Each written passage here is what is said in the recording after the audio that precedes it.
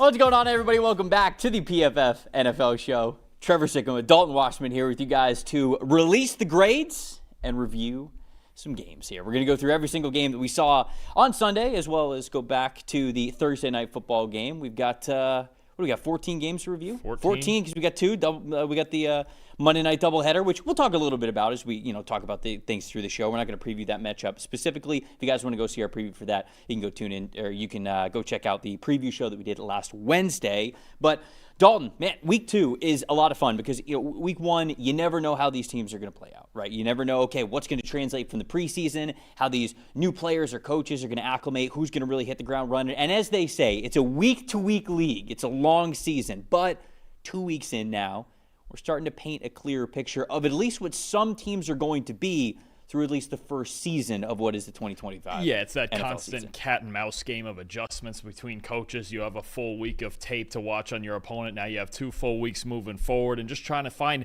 tendencies, right? Everything about game planning is about finding tendencies, and you're starting to see that a little bit, I think, especially in a few of these matchups that we had yesterday about, okay, how do we attack this team? How do we prevent them from doing what they do best? I think there's several cases that you saw it this week, and then there's still some teams, I think, especially with some young players that are really trying to make some adjustments moving forward. Big shout out to everybody who's in the chat right away for this show. Appreciate you guys here rocking with us as we're getting things started. We've already got some lively talk in the chat here. Walt's already on one. Walt wants us to stop talking about the Chicago Bears defense. No. Who's he saying that he wants to? Oh, the Broncos. He's saying we got to stop talking about the Broncos defense like they're the 85 Bears. When you're going up against a team having a perfect season. Right. It's tough. Right. It's a tough task. I mean, when you go up against future most valuable player in the league, Daniel Jones, it's any defense is going to look tough. It's already in the script, right? We are going to talk about that. I cannot wait to get to that game to talk with you about it. Also, DJ the Terminator in the chat saying, I told you guys I'd be back. Very on brand. That sounds about right. I'm not the least bit surprised by that. Yeah, you should be. Makes sense. You should be. It's very on brand there.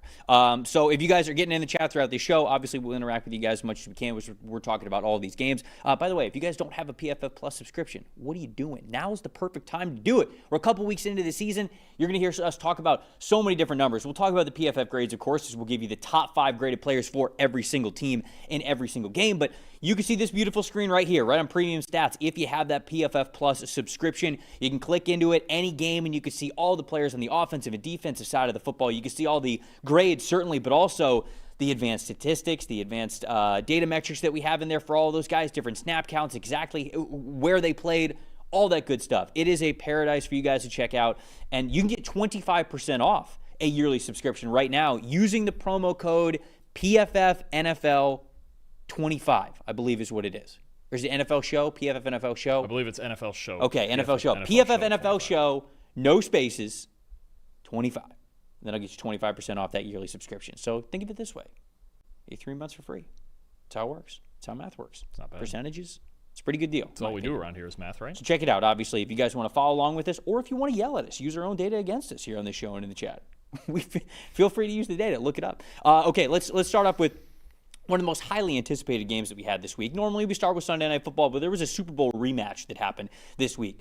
The Philadelphia Eagles traveled to the Kansas City Chiefs to take on the Chiefs in a rematch of what we saw back in February. The Philadelphia Eagles come away victorious 20-17. Let's look at the top 5 graded players here for the Philadelphia Eagles, as we will do for every single team that wins. We'll do them first, and then we'll get to the other team afterwards. For Philly, their offensive tackle, Jordan Mailata, at the top of the list with an 86.5. Linebacker, Zach Bond, an 80.9. Edge rusher, Nolan Smith, a 75.2. Cornerback, Quinyon Mitchell, a 73.8. And then rookie Jahad Campbell, once again in the top 5 for them with a 71.4.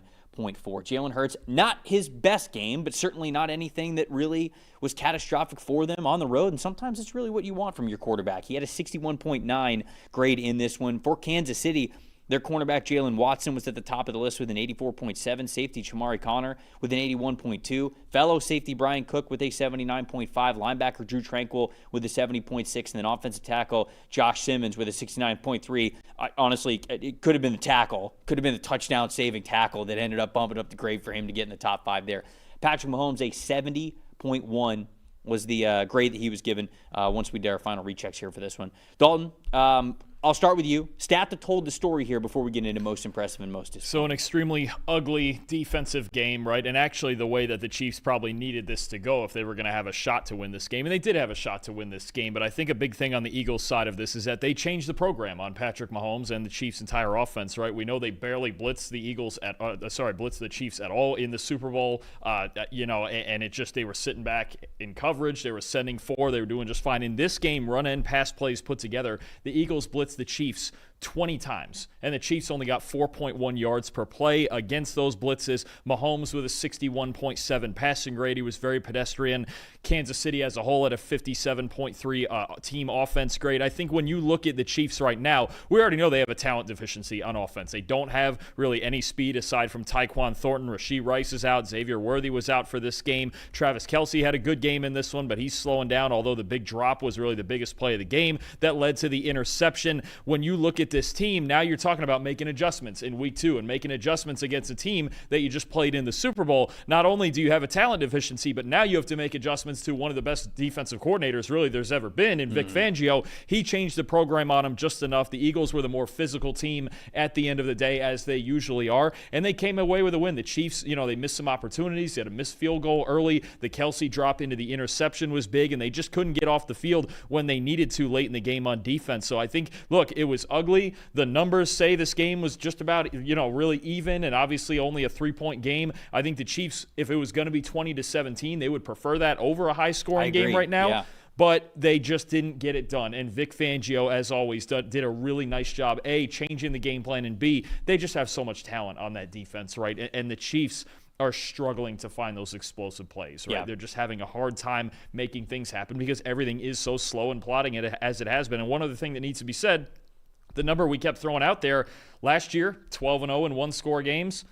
This year, they're already 0-2. So if you're just looking at it on the surface level, this is the regression to the mean that you get, where sometimes one-score games even comes down to one play. You could argue the Kelce drop and then the Makuba interception.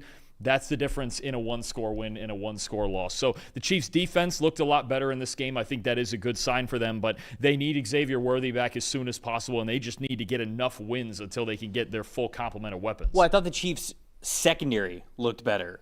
I don't know how much I would say that their defense as a whole got better, because we're going to talk a lot about the offensive weapons for the Chiefs. Anytime we talk about the Kansas City Chiefs, and we have since the Mahomes era, it always surrounds him and Andy Reid, who the running backs are, who he's got to throw the ball to. And for a long time, it was Tyreek Hill, it was Travis Kelce, and now, it was Rashee Rice a couple years ago, it was Xavier Worthy, and when he's been playing very well. And obviously with Rashee Rice and Xavier Worthy not in the lineup, we talk a lot about the lack of explosives. What actually worries me the most about the Kansas City Chiefs is the trenches. You look at the offensive and defensive lines. The offensive line, when it comes to run blocking so far 2 weeks in, they're in the bottom half of the NFL. In fact, they're 22nd in total team run blocking grade. They're a little bit better in pass blocking, but we've seen Mahomes running for his life already through the first 2 games and how much he has had to run and how much his legs have been a part of their offensive game plan.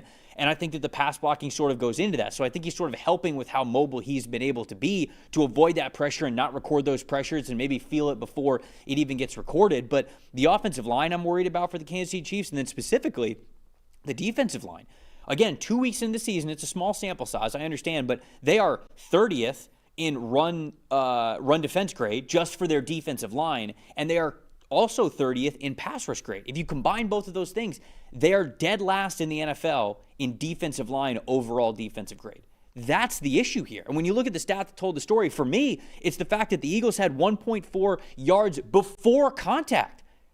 If you give that to Saquon Barkley, you don't have a chance of beating the Eagles. And I say that, and the Chiefs actually did have a chance. So it just goes to show you how talented they are and how good Patrick Mahomes is. But any team that has almost given up 1.5 yards to Philly before contact, I mean, you're just asking to get beat. You're asking for Philly to control the game too much, and I think that that's what ended up happening. There were too many times, especially in the second half, where I was watching that Eagles offensive line just get off the ball and get so much push, and Saquon's 2-3 yards down the field before he's even getting touched or has to make a decision of where he's going to cut and get around his blockers. It's just not going to work. 49 total yards before contact. That was 5th most in the NFL this past week. And so, to me, that's the stat that told the story, because it not only tells the story of hey, the Eagles are still good. Maybe they're not as dominant as they were last year with the roster that they had, but they are still very, very good. But on the other side of things, I know we'll talk about the lack of explosives. I know we'll talk about the playmaking for them in the passing game. I'm much more focused on what they have in the trenches because specifically on the defensive line, it's just not good enough right now. No, it's not good enough at all. And if you can't rush the passer, especially, their D-line only had 6 pressures and 1 sack throughout this entire game. And I know Jalen Hurts is hard to tackle, but they're not winning the battle up front. And you look at this team, you're going to have to play other good offensive lines throughout the season, right? Baltimore, Detroit, Washington's on their schedule, Buffalo, Denver twice, Indianapolis. I mean, you've got teams with good offensive lines. If you can't rush the passer in the NFL, we've said it with a lot of other teams, but if that's the case with the Chiefs now, then you start to talk about, okay, you have issues because now your defense is not holding teams to 14 points and making things manageable. Now, in this game, they did. 20-17 is certainly a manageable score, but they have to find a way, like you mentioned, get better on both sides of the ball. The offensive line we know has been a work in progress since last year. Got some young kids up there, but if this defensive line starts to fall apart and then it starts to hinder their coverage unit like it did week 1 against the Chargers, you have a serious problem. Most impressive and most disappointing from you in this game? So, most impressive, just in general, the Eagles' run defense as well. Zach Bond, Jahad Campbell, everybody up front. It was just more of a good effort from their unit as opposed to any individual guy. A 78.4 run defense grade as a team. Only 1 designed run that went for 10 yards, and it went for 10 yards flat. They only missed 1 tackle on design carries, and you mentioned yards before contact, 0.4 yards before contact per attempt for the Chiefs. The Eagles were just the more physical team. And yes, the score was close, and it was really only closer because Mahomes hit the 1 bomb to Tyquan Thornton with the blown coverage late in the 4th quarter. But the Eagles were the more physical team, like you mentioned, on both sides of the ball. They were able to run it and stop the run. It was not flashy. Jalen Hurts didn't have to do much with his arm, but the Eagles are perfectly content to win this game because the best part of their team is still up front on both sides of the ball. I thought Makuba was unbelievably impressive. He was fantastic. He had 1 interception in this game. He had a massive 3rd down stop on that mesh concept where, I mean, Kelsey got away with just straight up it being a pick play. Like, he wasn't even trying to really sell it that much. He goes straight to the middle of the field and just stops there. And it is such an obvious pick play, which really doesn't get called a lot. That's why mesh is a very popular concept, because you either get defenders who run into each other or you just create that natural pick play somehow with all the bodies in the middle. And when you have guys who, even cheat a little bit more towards it just being a pick play, it gets even more difficult to defend. Yet Andrew Makuba, his play speed is so fast. He was able to not only get around the chaos, but then still be able to close down on 3rd and 1 and get a major stop for the Philadelphia Eagles. He obviously had the interception that went off of Travis Kelce's hands as well. He had a sack on a 3rd down blitz. Makuba's play speed has just been so impressive to me, and it was so impressive with him when he was at Texas last year. Really the only question mark about Makuba is the lack of size for him going to be an issue when he jumped from college to the NFL? Because he is a little bit skinnier. He has a little bit less weight on him. And you kind of worry about, okay, is the durability going to be there for him? Is he going to be able to tackle the way he did in college against NFL players who are bigger, faster, stronger? So far, 2 weeks in, he's doing just fine. And that is good news for the Philadelphia Eagles. It's certainly good news for anybody who just likes to watch good football, because I think he's a damn good football player. But he was my most impressive. And then my most disappointing was Travis Kelce. Just 2 games in his last 22 where he had a receiving grade above 80. So, like, the Travis Kelce that was consistently having receiving grades above 75 and 80 and elite receiving grades, I mean, it's been a long time since he has been that consistent player. Last year, obviously, it was a down year for him. And this year, I believe his receiving grades it was like a 59.2 last week, and I think it was like a 60.1 this week. So it was right around that 60 mark. But obviously, the drop doesn't help him. He was a little bit more involved in the passing game. But still, it's disappointing because they need him. They have to have him with those 2 playmakers that are out. So that was my most impressive and disappointing. Yeah, no, 2 drops for Kelce actually in this game. He can still make plays after the catch and underneath, but he's not going to give you those big explosive plays anymore, and that's exactly what the Chiefs are missing right now. My most disappointing, going back to just the Chiefs' defensive line, again, nobody graded above a 63 in this game on their defensive line. Chris Jones, I got to get him going. He's got 4 pressures through 2 games. It hasn't looked fantastic for him either, so Jones has to play like the superstar. Yeah, somebody else got to get it going, right? Like Jones kind of is who he is, because we talked last year so much about Spag's being able to move him all around. And the reason why you're able to move all around isn't because he's supremely talented, which he is. It's because the rest of the defensive line you have to think about as well. It just doesn't feel like there's anybody on that Chiefs defensive line that you have to think about right now. Normally, Karlaftis is that second guy, but when you look at the crew that they're running out there right now, I mean, they've been struggling to find guys, especially the inside. Omar Norman Lott had a sack in this game, maybe WWE style. Maybe exactly. That was a Dudley Boys off of the ladder, you know, where the belt's like hanging over the ring and somebody's going to reach for it, and then I should say one of the Hardy Boys, because that's probably more realistic, and then you're just spearing them off the top. That's how that felt with that sack for Omar Norman. Right, but I mean, you're relying on, it's basically you've got Karlaftis and Jones, and then you've got a rookie in Norman Lott, you've got a rookie in Ashton Gelati playing 28 snaps in this game, and then you have the usual suspects like Derek Nottie and Mike Dana and Jerry Tillery, some veterans who have struggled throughout their career. They need to find somebody on this defensive line who can get it going, because Spagnuolo, he probably trusts the secondary enough to blitz at a high rate anyway, but one way or the other, if you have the lowest graded defensive line in the league, you're going to have a major problem. Yes, 100%. Let's move on to the Falcons and the Vikings. I know a lot of people want to talk about this for a couple of different reasons. Certainly, we're going to get to McCarthy and the Vikings side of things, but we're also going to give kudos to what the Falcons were able to do in bouncing back. So Atlanta wins this game in Minnesota. Good for them to get a win on the road in prime time. 22-6 was the final score there for the Atlanta Falcons. Their top 5 graded players in this game: linebacker Divine Diablo with an 89.3, center Ryan Nuzil with an 83.6, guard Chris Lidstrom with a 73.6, running back Bijan Robinson with a 72.1, and then edge rusher Zach Harrison with a 71.0. Quarterback Michael Penix in this one, it wasn't a perfect game, but it was certainly good enough for him, 66.6. And then on Minnesota's side of things, safety Theo Jackson, the top man on the list, with just a 72.9. I think that's a little bit of an encapsulation of how things went for the Minnesota Vikings. It just wasn't a great day on either side of the ball for your top-graded player to only be at a 72.9. Offensive tackle Brian O'Neill with a 71.5. Running back Jordan Mason a 70.7. Wide receiver Justin Jefferson a 70.6.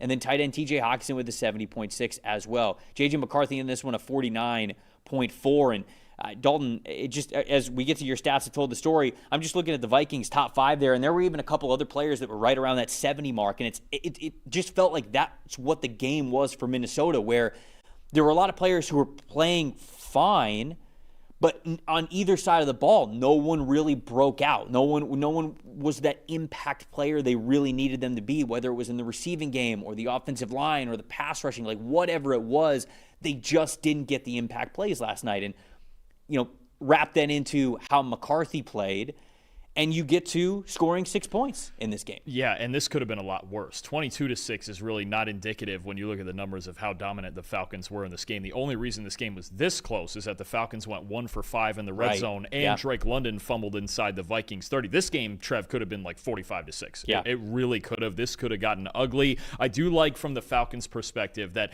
after a week last week against Tampa where they really asked Michael Penix to try to carry them to a win because they didn't run the football well, they got back to the bread and butter with Bijan Robinson, with Tyler Algier, and this run game. And to me, as far as, before we get to any storylines about J.J. McCarthy, and the Vikings have a lot of injuries too. A couple, obviously Christian Darrisaw didn't play again. Ryan Kelly got hurt during this game. There's several injuries on defense, guys that were missing big-time players. But I think within this game, it's about one team that could run the ball and take it out of their quarterback's hands, and another that couldn't. The rushing yards, 218 to 78, Atlanta. The Falcons had the ball for 36 and a half minutes, and as a result of Minnesota not being able to run the ball, they had to ask McCarthy to win the game. They lose the turnover battle 4-1, and it goes from there, right? So I think the Falcons getting back to their bread and butter and being able to be the team that ran the ball and take it out of their quarterback's hands, that's the reason they won this game, and it could have been a lot worse if they had just executed in the red zone as well. Yeah, you feel really good about handing the ball off to a guy like Bijan Robinson because he could do anything for you, right? So it's not like it's I feel like some teams might begrudgingly hand the ball off because they know they need to do it, because you have to stay balanced. You have to make things easier for you. You have to help yourself out on early down and distances. Like, it's just a way to really control the clock, keep things going, and to stay balanced in a certain way. And again, not that we're saying that balance is 50-50, but balance is whatever your offensive identity is and whatever formula of running the ball goes into that. But it's easy for the Falcons, I think, to just think about handing the ball off to one of their best offensive playmakers in the backfield in Bijan Robinson. So he was fantastic. To me, the stat that told the story, I initially thought that I was going to write about the Vikings offensive line, right? Because I'm watching that game last night. sack after sack after sack after sack. And it's this Falcons defensive line that, like, yeah, they infused a lot of young talent, some different talent in there over the last 2 years, specifically this past offseason. So it was great to see the fruits of that. And I don't mean to take anything away from the Falcons, but I was like, holy cow. I mean, this Falcons defensive line, for them to have this much backfield production, I mean, this has got to be on Minnesota's offensive line, right? They didn't have Darisaw. You mentioned they didn't have Ryan Kelly when he went out with a concussion. But when you looked at the Vikings offensive line, 10 pressures, okay, like that's a good amount of pressures. But it's not like that was far and away the most in the NFL. Like, it was just 10th in the NFL, the 10th most pressures given up. And obviously, you don't want to be in the top 10 in pressures given up, but it's not like that was catastrophic. And I did some further digging on it. Only 2 of those pressures came in less than 2 seconds. So I'm watching this game live, and I'm thinking McCarthy's got no chance on some of these. I'm thinking the offensive line's blowing the assignments, or the blitz is just coming from a different way, whatever. They only had 2 plays where the pressure that they gave up out of 10 were within the first 2 seconds. And so, okay, well then what was McCarthy's pressure to sack ratio? 50%. 50%. That's the highest in the NFL. So that's a major issue for this team right now. Is not only were they down Darisaw, not only were they down Ryan Kelly, not only could the offensive line be better, but J.J. McCarthy is converting those pressures into sacks himself by either holding onto the ball too long, not getting out of the pocket, or whatever it is. Because if the offensive line, for as much as you don't want them to give up a pressure, if they're not giving up a pressure within the first 2 seconds, your quarterback at least has a chance to do something, right? Avoid it a little bit, get the ball out of his hands, do something. And it wasn't an overwhelming amount that they were giving up those early pressures. So instead, yes, I think that the offensive line needs to play better. But J.J. McCarthy, part of what the issue is now for him is seeing the field as fast as he needs to. If you take out that fourth quarter that they played last week against the Chicago Bears, they have the lowest EPA per play by a mile of any team in the NFL. And that, to me, starts with McCarthy's got to figure out how to not take as many sacks. You cannot convert the other team's pressures into them getting sacks at a 50% clip. That is way too high. That will be a killer for your offense.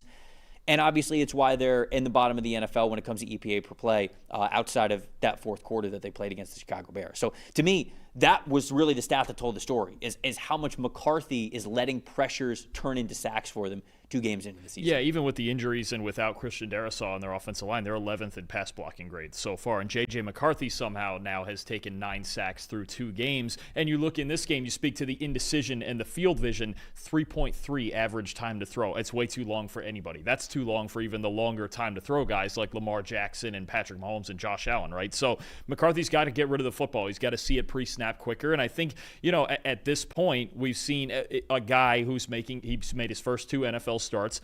He's looked a little bit rattled. He has. And I think the one thing in that Bears game is there was a pretty healthy cutoff point after the third quarter. I think Kevin O'Connell went to him and said, look, we're down 11 points. Let it rip, or we're going to lose anyway.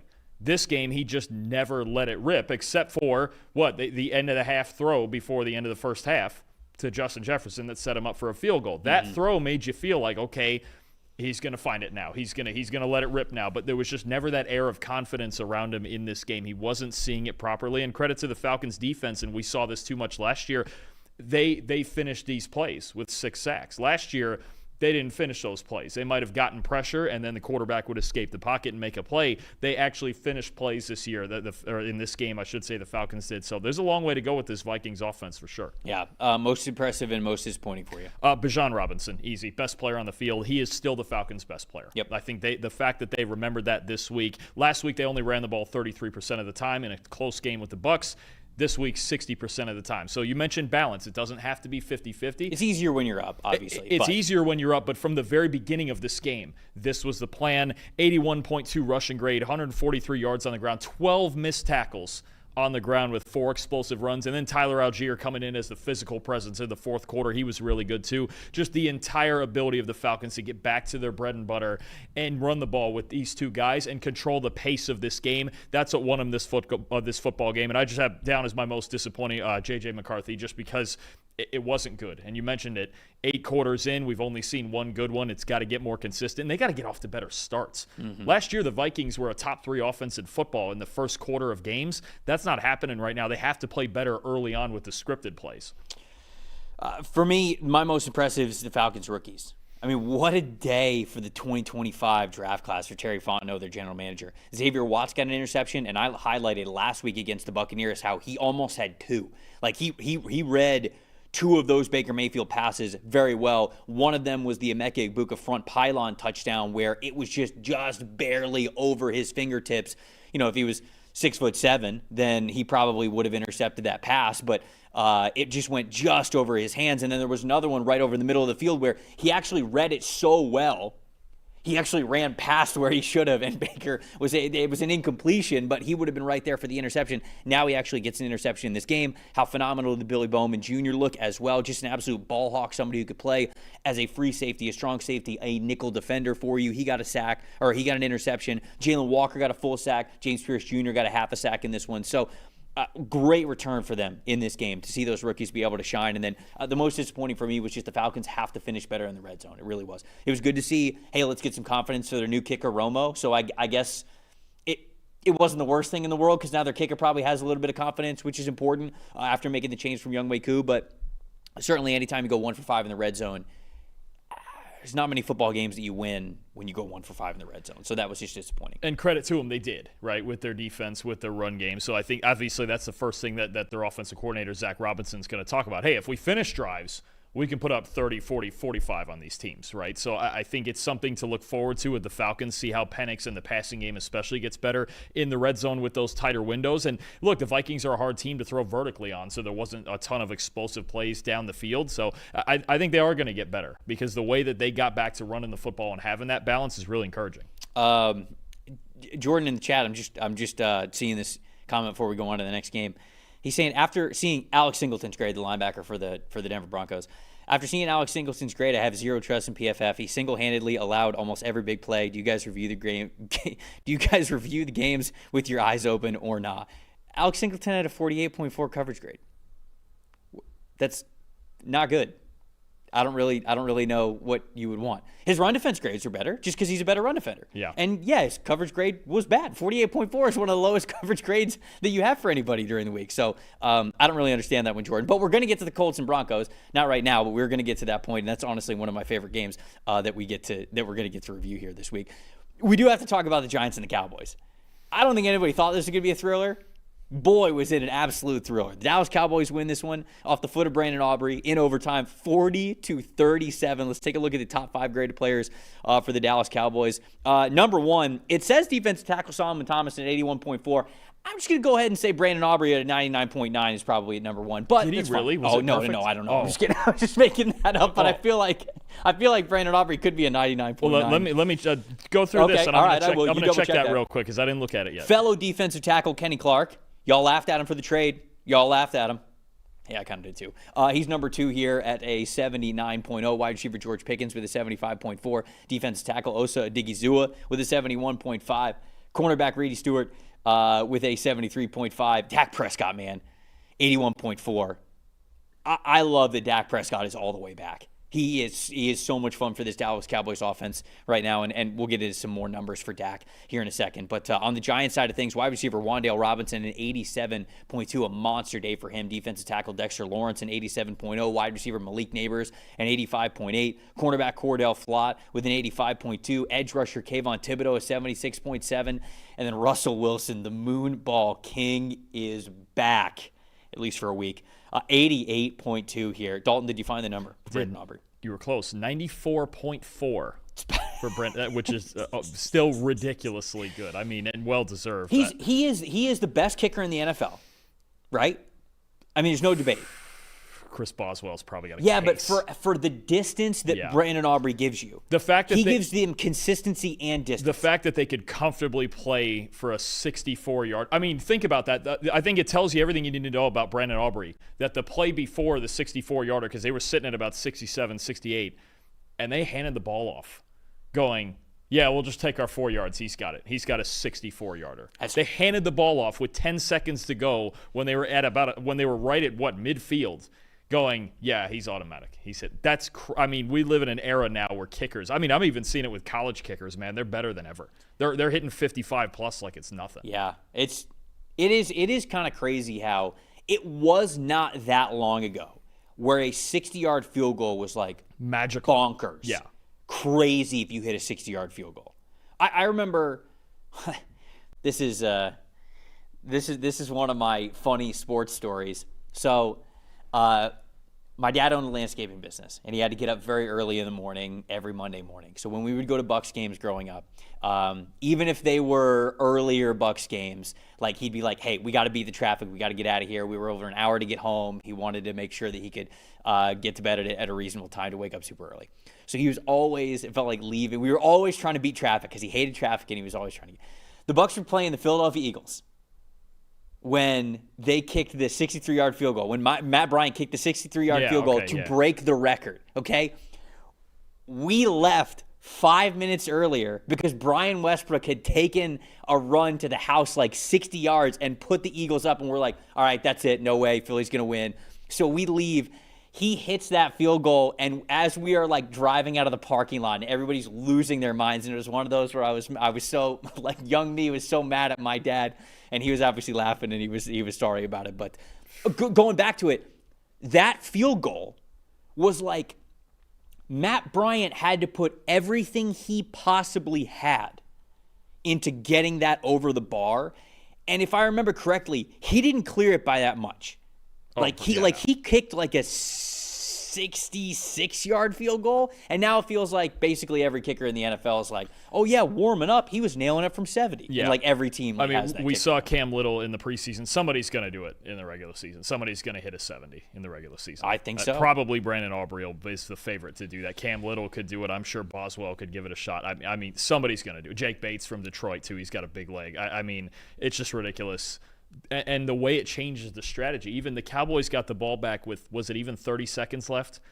And we're even sitting there going, okay, they can tie. They don't need much. Mm-hmm. They need midfield just to have a shot. It used to be that you needed the 40 just to have a chance. And even then it used to be 57 and 58 yarders were like hard. Now they're not even hard anymore. Right. It's crazy. Shad told the story for this one. What do you got? I just still don't know, and this is something watching the Giants defense last year. I don't know why they play so much man coverage. They played man coverage on half of Dak Prescott's dropbacks. And I get it. Like Cordell Flott had a decent game, but you have Deonte Banks who struggled throughout his career out there. Paulson Adebo out there on the other side. I wonder if it's because of Banks, though. Because Banks played man at Maryland, and that's what he was good at. Well, I don't know how much zone he can play. I just always thought the last couple of years that they've looked better when Shane Bowen's just gone to the zone defense. Maybe. And just don't give up these big plays. Dak Prescott against man coverage, 14 of 23, 158 yards, 3 big-time throws, 82.7 passing. And he was good all the way around, don't get me wrong. But I just am not sure why it is. And Shane Bowen's generally in the past been a cover 3 zone coverage kind of coach. I don't know why they run so much man coverage. And the Giants in this game with a 60.1 man coverage grade and committed 4 penalties on the back end, I think from 4 different players. So I just am not understanding why when you have CeeDee Lamb and George Pickens and Jalen Tolbert and Kevontae Turpin and Jake Ferguson and all these guys, and they did this last year against Dallas, and CeeDee Lamb burned them, especially in the first game. I don't get it. I think there's just certain teams, if you don't have a Sauce Gardner, a Pat Surtain, with Derek Stingley, one of those guys, at least one of those guys, if not 2. Mm-hmm. I don't know. I just don't see the Giants as a man coverage team like this, and I think it's a big reason they gave up 40 points. I really do. Well, again, it kind of comes down to, it might come down to Banks. Like, if Banks can't play zone coverage, then you're giving up wide open passes. Whereas, at least if you're playing man, you're sort of forcing Dak to make a difficult throw, but clearly he's comfortable doing so. So you almost say, like, hey, if Dak's going to be great today, salute to him, hat tip to him, whatever. He's going to beat us. But it might be better doing that than leaving everybody open with zone if they don't have a good feel for it. If he's getting toasted regardless, which has often been the case, this game he gave up 1 catch, but I believe he committed 2 penalties. I don't know, man. This defense, there's been times in coverage, especially in the past, where I feel like they don't know how they want to handle. Banks had 2 penalties in this game, which led to a lot more yards. So And the penalties were huge. I think, what did these two teams combine for? 260 penalty yards in this game? Was it that many? I think it was like, oh, well, there was that one play where like 4 guys all got penalties. yeah, I think they combined for 260 yards worth of penalties. Both of these teams. Let's see. But 266 penalty yards. So, I mean, the Giants had 14 penalties for 160 yards. That's insane. 12 of them on defense. Yikes. I mean, this is part of it too. You play more man coverage, and guys are struggling to stay with the talented receivers Dallas has, and they start committing PIs. I mean, I've just never seen the last couple years the Giants as a man coverage team, and yet especially against Dallas and all the weapons they do have, I don't know why I keep going back to it. And if you have a guy like Banks, who you need to adjust everything around, and he had a 31.9 coverage grade in this game. And my most disappointing is just about every cornerback that played in this game on both sides. I mean, Banks, Paulson Adebo, Trayvon Diggs for Dallas, Kyer Elam. I mean, neither of these teams at cornerback look very set at all right now, especially teeing off on each other like this. They both have to figure out, obviously, after a 40-37 game, you got a lot to figure out in the secondary. But, yeah, the cornerback play in this game, they certainly got burned a lot in this one. My side told the story, Giants explosive plays, right? 8 explosive plays in the passing game, which is tied for the 4th most in the NFL this week. They only had 5 last week, so they're leaning much more into what their offensive identity was, right? And we talked about on the grade release show last week as well as the preview show that unless the Giants offensive line can hold up and allow Russell Wilson to do what this offense was designed to do, which is throw the ball deep down the field, you're just not going to see a very good Giants offense. Now, Russ didn't necessarily have that much of better pass protection this week. He's got the ball out of his hands. His time to throw last week was 2.75, and this week it was 2.60. The offensive line wasn't like night and day different. Like, I'm not going to sit here and be like, oh my gosh, the Giants were so much better in pass protection this week. Russ just threw it. He just threw the ball up there. And, you know, he seemed to know the Cowboys defense pretty well, and he seemed to have a lot of confidence just attacking it down the field. But that's basically what the Giants have to do. It's just what the Giants have to do. And Russ, I think there was a point in time when, you know, certainly when he was with Seattle for a little bit, he was more of a risk-averse quarterback. He could throw it deep down the field, and obviously that's how we get the Russ Moonball type of label that he has as a quarterback. But he also tried to take care of the football pretty well. I felt like that was the case in Denver as well, except for he was never really throwing it down the field. He was just trying to take care of the ball, and the offense was just not going anywhere because he didn't want to make a mistake. He didn't want to put it at risk. Here with the Giants, I think that it was a little bit in that first game of he was just being too conservative. And the fact of the matter is I wonder if Brian Daboll went to him and was just like, hey, man, you're going to have to throw interceptions this year. Like, you're just going to have to do it. Like, our team is built off of you throwing the ball deep down the field. You've just got to go and give our guys a chance. And they did this week, and they scored a crap ton of points because of it. So it'll be interesting to see if he continues that trend. But, you know, they've got 3 quarterbacks that have the ability to do it. So if Russell Wilson, we get 5, 6, 7 weeks into the season, and he's being more conservative than they need to, we know Jameis won't care. Yep. Jameis is going to go in and he's going to try to light the world on fire no matter what. But then obviously you have the Jackson Dart element too. My most impressive was Brandon Aubrey. Brandon Aubrey was fantastic. We've already talked about that there. But my most disappointing is kind of like the Jackson Dart package plays. I'm kind of sick of these. Like, for example, the last package play that he had, it was on 2nd and 1. They put him in the game, and all 3 times they put him in the game, it was like read option stuff. And it was really not really important times in the game, which makes me feel like they weren't important times in the game, and they weren't really like risky times to put in the game, which makes me think that they just have Jackson Dart package plays like to get everybody to shut up. Like, and to me, I think that that's stupid. You're wasting a play there. If you just have a read option play with Jackson Dart, he's mobile. He's not Jalen Milroe. No, he's not. He's not Justin Fields. So honestly, I can't remember what. Wasn't it? I can't remember how they got into that 2nd and 1 situation on the very last Jackson Dart package play that they had. But it was 2nd and 1. They were on the Cowboys side of the field, and they take Russ out and they just put him in. And I'm like, why are we doing this? Well, you remember last year the Steelers would do the same thing with Russ and Fields, like you mentioned, and Fields is a better runner than Dart. But even then, there is a part to it too where you're in this tense game, and all of a sudden in the 4th quarter, you're bringing another quarterback in. Operationally, a lot could go wrong there, and Russell Wilson's dealing I'd rather Russell Wilson just throw up another bomb or hand it off on 2nd and 1 instead. I'm with you. I think and Jackson Dart, he's a good athlete, like you just mentioned.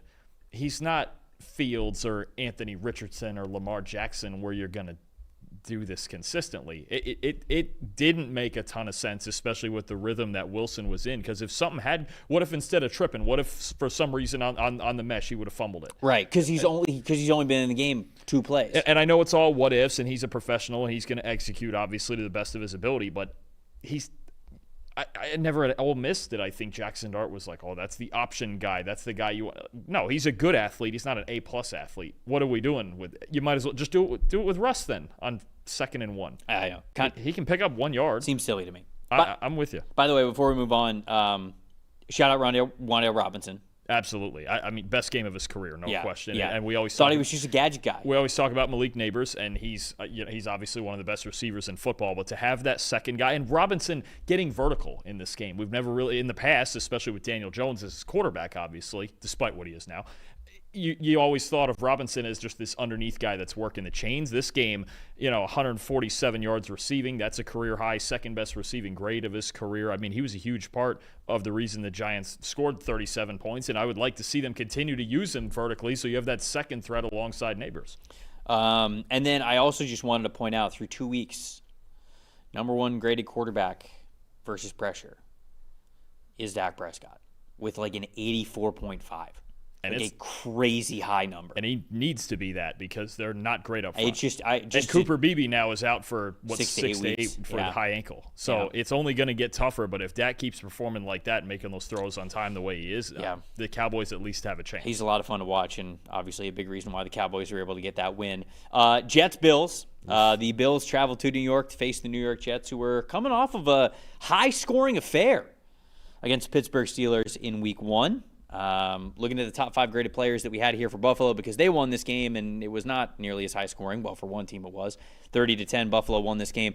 Top 5 graded players that we have for the Bills: edge rusher Joey Bosa, turning back the clock with a 95.8 PFF grade.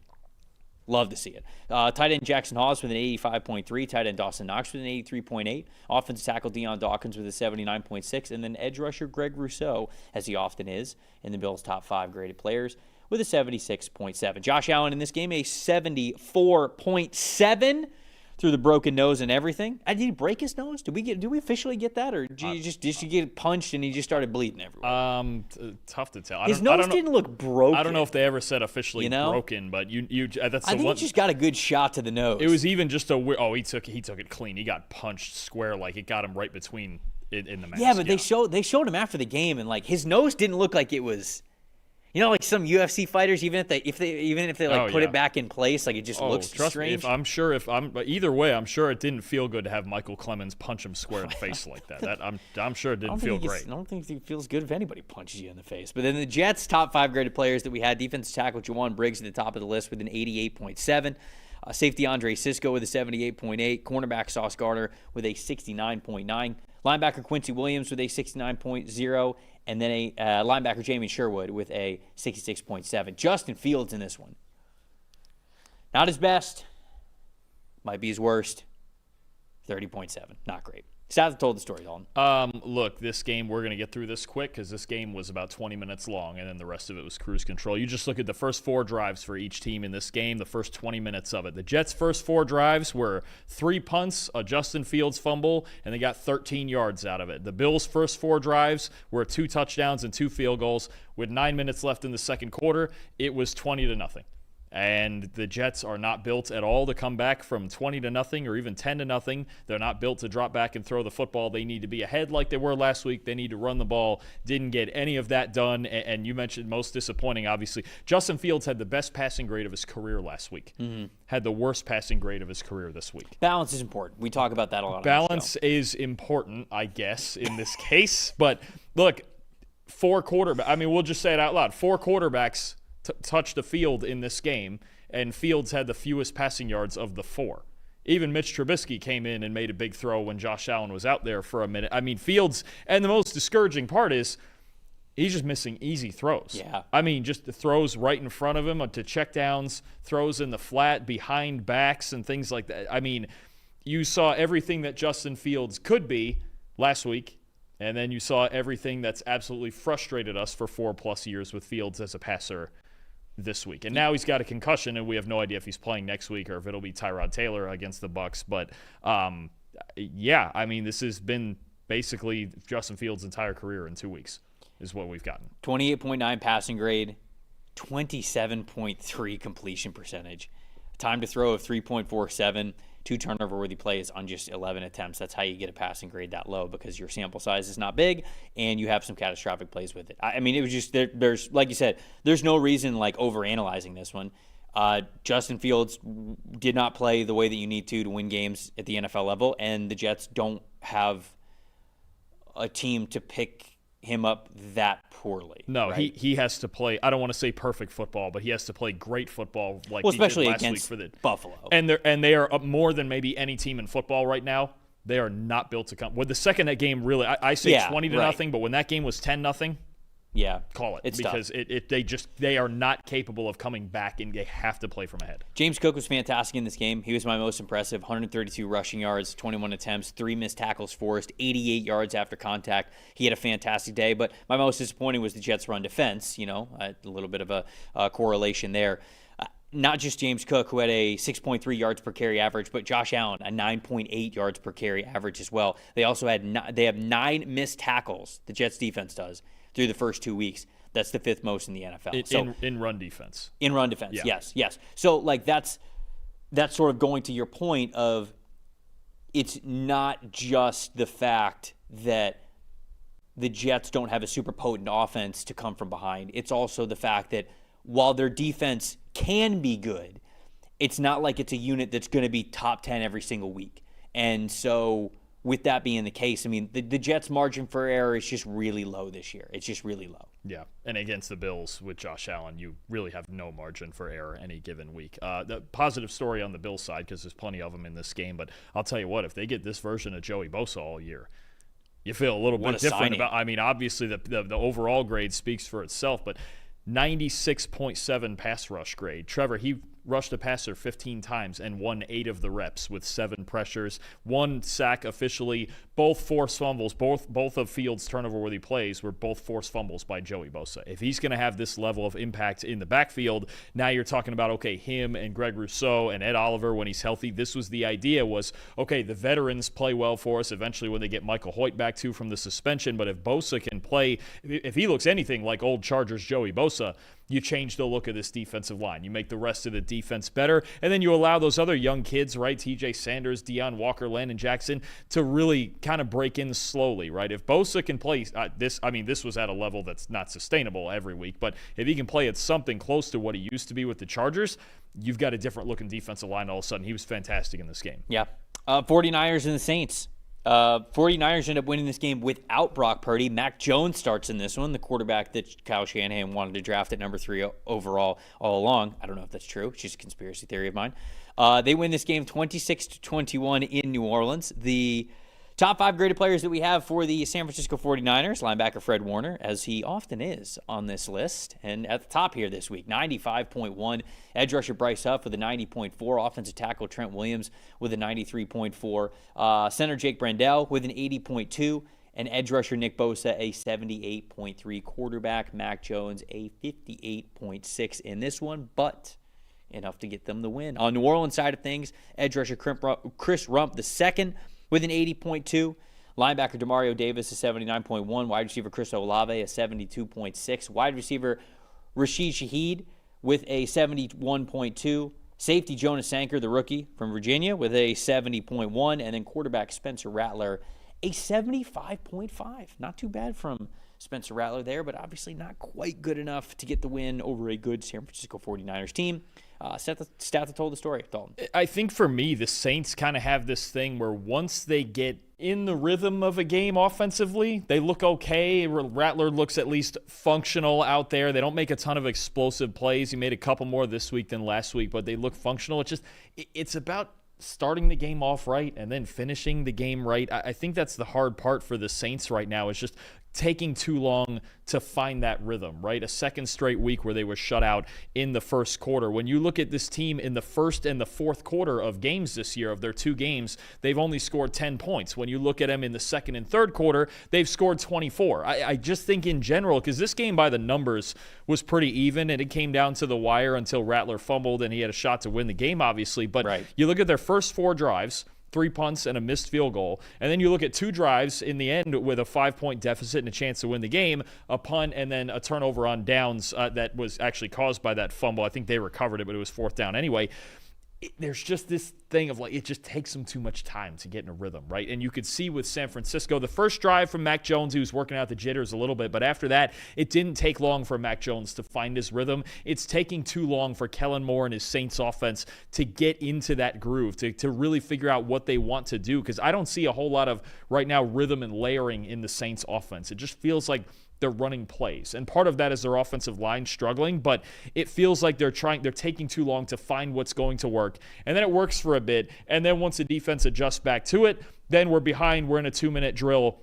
And we're just then at that point, we're trying to win, obviously, 7-on-7 type football where we're behind, because both games, they've had a shot to win or tie on the last drive of the game and just haven't come away with it. But they're falling behind too early. And to me, in the first quarter especially, they have to start these games better. I think Rattler has played okay. It hasn't been spectacular. It's not flashy, but he's been good enough to keep them in it. But they need to get off to better starts and start attacking if they really want Rattler to win ball games. Yeah, I just don't know if they're really going to be the aggressors. Not that I disagree with you, because I think they have to, because every team in the NFL really does. There's just not many teams in the NFL that can afford to just walk out there and be like, hey, yeah, we'll just play football, and then kind of when we get hit in the mouth, that's when we're going to wake up and we're going to figure it out.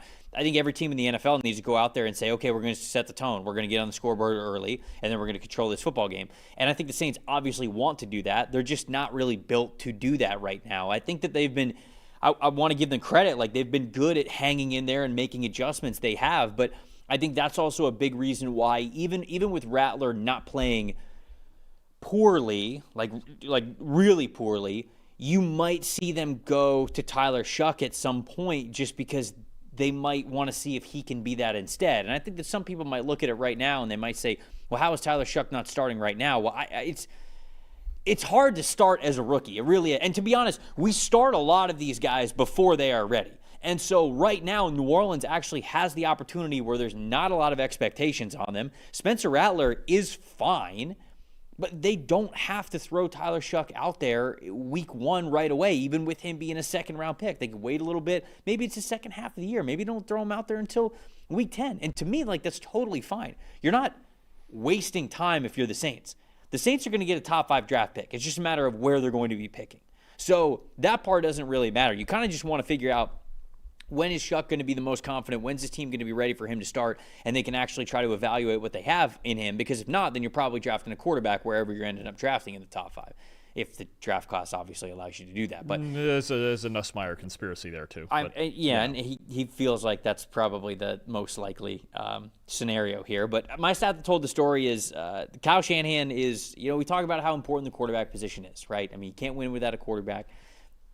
Kyle Shanahan's offense is about as quarterback-proof as you can possibly get, right? Because whether it's winning with Brock Purdy, whether it's winning with Jimmy Garoppolo, whether it's winning with Mac Jones, like whoever it is, he is just able to get the most out of a lot of these quarterbacks. And kudos to him. He's one of the best head coaches in the NFL, and he has been for a long, long time now. But Mac Jones in this game, he wasn't spectacular, but he did exactly what the San Francisco 49ers needed him to do as a backup quarterback coming into this game in a short-term situation to go on the road to New Orleans and beat this team. He was 26 for 39, 273 passing yards, 3 touchdowns, 0 interceptions, no big-time throws. He did have a turnover-worthy play in this one, although I do think that there was one throw that was to the side of the end zone that I think could have been categorized as a big-time throw. Or actually, I might have wrote that down wrong. He might have had one big-time throw and 0 turnover-worthy plays. I got to double-check myself on that one because I'm replaying the all-22 that I watched in my head, and I felt like there was a big-time throw that he had over the middle.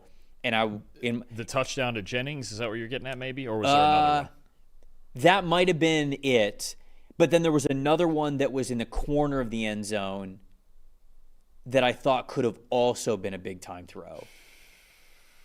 We did not give him big time. So it was a 0 and a 1. Yes, he just had, there was a fumble, I believe, in the pot. I believe it was a fumble. He got strip sacked, and that was the one turnover-worthy play. I know there was another one where he was late on a throw, and that one also might have been the turn. That I think might have been the turnover-worthy play I'm talking about. But I feel as though he made enough throws in this game where I watched a lot of his dropbacks where I go, okay, like it's not like he's just throwing screens all day. He's actually operating the offense the way that he needs to. He was comfortable and he was confident. And to be honest with you, that's the secret sauce. I was like, oh, how does Kyle Shanahan keep doing this with all different kinds of quarterbacks? He makes them confident, 100%. Whatever the ceiling is for any of these guys, whether it's Brock Purdy, whether it's Jimmy Garoppolo, whether it's Mac Jones, whoever it is, he just gets them to go out there and play confidently. And they play free. They don't feel like there's a lot of pressure. And that's, to me, the secret sauce of what the Kyle Shanahan offense is. And, of course, getting a win with your backup quarterback on the road is impressive no matter who you are. Yes. And so the fact that you go in there, and again, I'm not saying that Mac Jones is going to win MVP or anything like that, or Brock Purdy's got to be looking over his shoulder or anything. It's just more of just praise to what this San Francisco 49ers offense is able to be when a lot of their guys are out there and healthy, and what Shanahan's able to do with the quarterback. And I think to your point about Kyle Shanahan, the biggest thing, first of all, let me go with Mac Jones first. If Mac Jones, you might not say he's the best backup quarterback in the league, but I don't think he's that far from the top of the list. This is a guy who's played good football in New England, made the playoffs his rookie year, right? I thought he played pretty good football last year in Jacksonville after Trevor Lawrence got hurt. Does he have limitations? Absolutely. But if you told me, because there's some assumption that Brock Purdy's injuries are a multi-week thing, I think Mac Jones next week, they play the Cardinals. It's a huge division game. Either one of them could be 3-0 after next week. I think he's capable of beating the Cardinals. I think if it was the week after, I think he's capable of beating Jacksonville. And I think the biggest thing for Kyle Shanahan and what you always want when you're playing a backup quarterback, how often can you make your offense look the same as it did with the starter? I'm not saying that's not to say Jones is the same as Purdy. Purdy's obviously better than Mac Jones, right? That's why he's making the money. But can you make your offense the same? Right? And even if things aren't working, San Fran didn't run the ball very well in this game, to be honest with you. Mac Jones was really a huge reason. He was the biggest reason their offense kept moving forward. He keeps you out of negative plays. Yeah, there's not a ton of deep ball to him and any of that, but he did a great job. He really did. Regardless, yes, the grading's around a 60. It's pretty flat. The one turnover where they played kills it. But more than anything, he goes out there and he's a functional NFL quarterback. There are teams who don't have one of those. Right. And for the 49ers to have two of them and one they feel like they can win games with, you mentioned it, they got 2 road wins to start the year. One of them in division. Yeah. Now they go home and play Arizona. Even if it's Mac Jones, you feel like they have a pretty good shot to win that game because the Cardinals haven't played their best football yet either. Yep. My most impressive, for the second week in a row, I think Bosa's been able to really turn it on in the fourth quarter. He had 16 rushes in the fourth quarter this week. He had 1 sack, 18.8% pass rush win percentage. He had 3 pressures. I mean, like he was all over the place. I thought he was fantastic. And I just feel as though his fourth quarter performances, he is able to take it to another level, and that's what you want your star pass rusher to be able to do. So on the other side of things, most disappointing, Saints offensive line really struggled in the fourth quarter. As a whole, they had a 37.0 pass blocking grade, 7 pressures allowed in the fourth quarter alone, and a 41.2% pressure percentage. And so it really just came down to, you talk about the 49ers being a team that's gone on the road. They've been able to close out games, and they've been able to close out games on the defensive side of the football where the offense that they're going up against has a chance to take the lead, right? I mean, like 21-26 is a score here. Saints go down, score a touchdown, they win the football game. Last week against the Seattle Seahawks, they go down and they score a touchdown, they win that football game. And Bosa took over. He ended up getting the recovery of the fumble. He got the sack fumble. I know he didn't get his hand in there, but he bull rushed Dave Lucas all the way back to Sam Darnold to the point where the ball came out when Sam Darnold was throwing it. So I'm giving him credit for that. And then he had a sack and a ton of pressures here in the fourth quarter. So the Niners have been able to close out games with their defense, which I think is really clutch because it is an offensive age. And how many times do we just see, for example, the Colts? I know we haven't gotten to that game yet, but Will Lutz misses that field goal. Not a doubt in my mind that the Colts were getting into field goal range. Not a single doubt. It was just a matter of, how far into field goal range are they getting? Because that's what we see nowadays. And that's against what is one of the best defenses in the NFL. And I had no second thoughts at all that they were going to get into field goal range. Yep. That is just what happens in today's NFL. And the Niners have been able to stall 2 offenses in a row, be able to get the football back and win the football game, which I think is pretty cool. And the big thing about defense nowadays, in the last few years, nobody's been better at it than Kansas City. Can you get stops when it matters? Are the 49ers going to have the best defense in football this year? No, they're too young. But you got a superstar in Nick Bosa. You got to tell you what, the trade for Bryce Huff and getting him back with Robert Saleh in that designated pass rusher role, that's looking really good right now. And I'll tell you what, too, Trev, it helps to have clearly the best linebacker in football because Fred Warner just flying all over the place again in this game. 6 tackles in run defense alone with 2 stops, 93.4 coverage grade with 3 stops. And it's just, does it feel like he just makes a game-changing play every single week? The forced fumble on Alvin Kamara after he made a catch in the flat, of the play that got reviewed forever, and they were like, did he fumble? Is it incomplete? What is it? And he just feels like every time they need a huge play, because that play was at the 49ers 30. That was another spot where the Saints were driving to take a lead, and Fred Warner flips the game on its head. He's just so clearly, and I know Zach Bond's great. On the other side, Demario Davis in this game, he was great too. He's fantastic still at his, but Fred Warner is so clearly the best linebacker in football, and one of the just biggest, every single play could be a game-changing play because of him.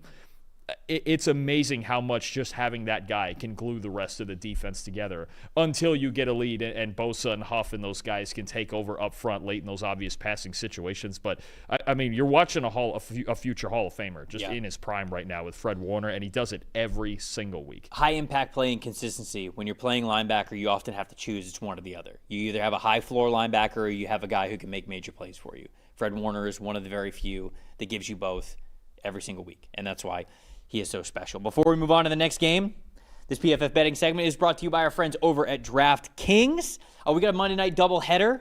My Bucs taking on the Houston Texans. I'm excited for that game. Should be a lot of fun. Not going to lie, I don't often do defensive prop bets, but I'm worried about the Bucs offensive line in this one. This one's in Houston. They're going to be fired up. They might have the best edge rush duo in the NFL with Danielle Hunter and Will Anderson Jr. The Bucs are already down Tristan Wirfs, and they had a little bit of a makeshift offensive line last week, kicking Graham Barton all the way out to left tackle, and he fared fine, but he still was struggling a little bit against James Pierce Jr. And then Luke Gedeke doesn't really practice a ton this week. Limited participant on Friday. He's officially questionable for this game.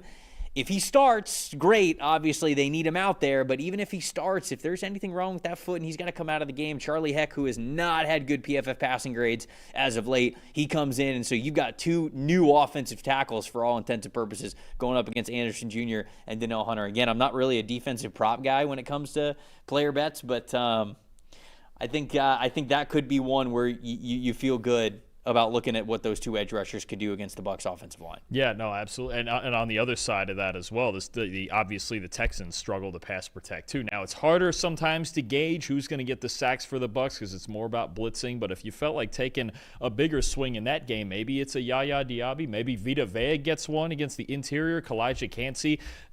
Both of these teams, that's going to be an interesting storyline. I think if I had 2 for tonight that I would go with, one, you know me, I love Derek Stingley Jr. I picked him to win Defensive Player of the Year. You did indeed. I'm going Mike Evans under 66.5. I think Stingley's getting Evans. I think he's winning that battle. I don't know. This is basically a homecoming for Mike from Galveston, Texas. Loves playing in Houston. He's going to be fired up for it. But it's a hell of a matchup. Stingley's a Louisiana guy. It's not far. It's going to be a fun matchup. And then in the second game, you know, Geno Smith's he was really good against zone coverage last week. He was. And the Chargers last year played more zone coverage than anybody. But generally what that means is you don't always get those deep shots. Give me Geno Smith over 22.5 completions. Okay. I think it's going to be workmanlike from it's going to be workmanlike from Geno. He understands the holes. He'll take shots when they're there like he did last week, but I think it's going to be very workmanlike for Geno this week against Jesse Minter and all that zone coverage. I like it. I like that one for the second nightcap of the Monday Night Football doubleheader. Well, the NFL season's rolling, obviously. Every touchdown can bring you closer to payout with DraftKings Sportsbook, an official sports betting partner of the NFL. Every game is another chance to cash in. Don't just watch the action, win with it. DraftKings Sportsbook delivers the unmatched intensity of the NFL right to your fingertips. From first touchdown scores to anytime TD props or the thrill of live in-game betting, every snap is loaded with opportunity. New customers, this one is for you. Bet $5 and you get $200 in bonus bets instantly. Plus, you can score over $200 off on NFL Sunday Ticket from YouTube and YouTube TV. Your season's heating up. Download the DraftKings Sportsbook app. Use the promo code PFF. That's promo code PFF to get $200 in bonus bets instantly when you place your first $5 bet. Plus, over $200 off on NFL Sunday Ticket from YouTube and YouTube TV. In partnership with DraftKings, the crown is yours. If you got a gambling problem, call 1-800-GAMBLER. In New York, call 877-8-HOPE-NY or text HOPE-NY 467-369. In Connecticut, help is available for problems with gambling. Call 888-789-7777 or visit ccpg.org. Please play responsibly on behalf of Boot Hill Casino Resort, Kansas. 21 plus age and eligibility varies by jurisdiction. Fees may apply in Illinois, void in Ontario. Bonus bets expire 7 days after issuance. See sportsbook.draftkings.com/promos. NFL Sunday Ticket offer for new subscribers only and auto renews until canceled. Digital games and commercial use excluded. Restrictions apply. Additional NFL Sunday Ticket terms at youtube.com/go/NFL Sunday Ticket/terms. Limited time offer. Bears and Lions. Oh, boy. Oh, boy, indeed. 52-21. Just an absolute old-fashioned shellacking. I thought we were supposed to be done with these. What, shellacking? The Bears were supposed to be done with these, right? I mean, they were supposed to be done with these embarrassing games. If you don't play defense, you're never done with them. And here we are. And it's going to get worse because now they don't have Jalen Johnson for an extended period of time with that groin injury. So the Lions, hats off to them. They defend home turf. They get revenge on their ex, Ben Johnson, who decided to leave them.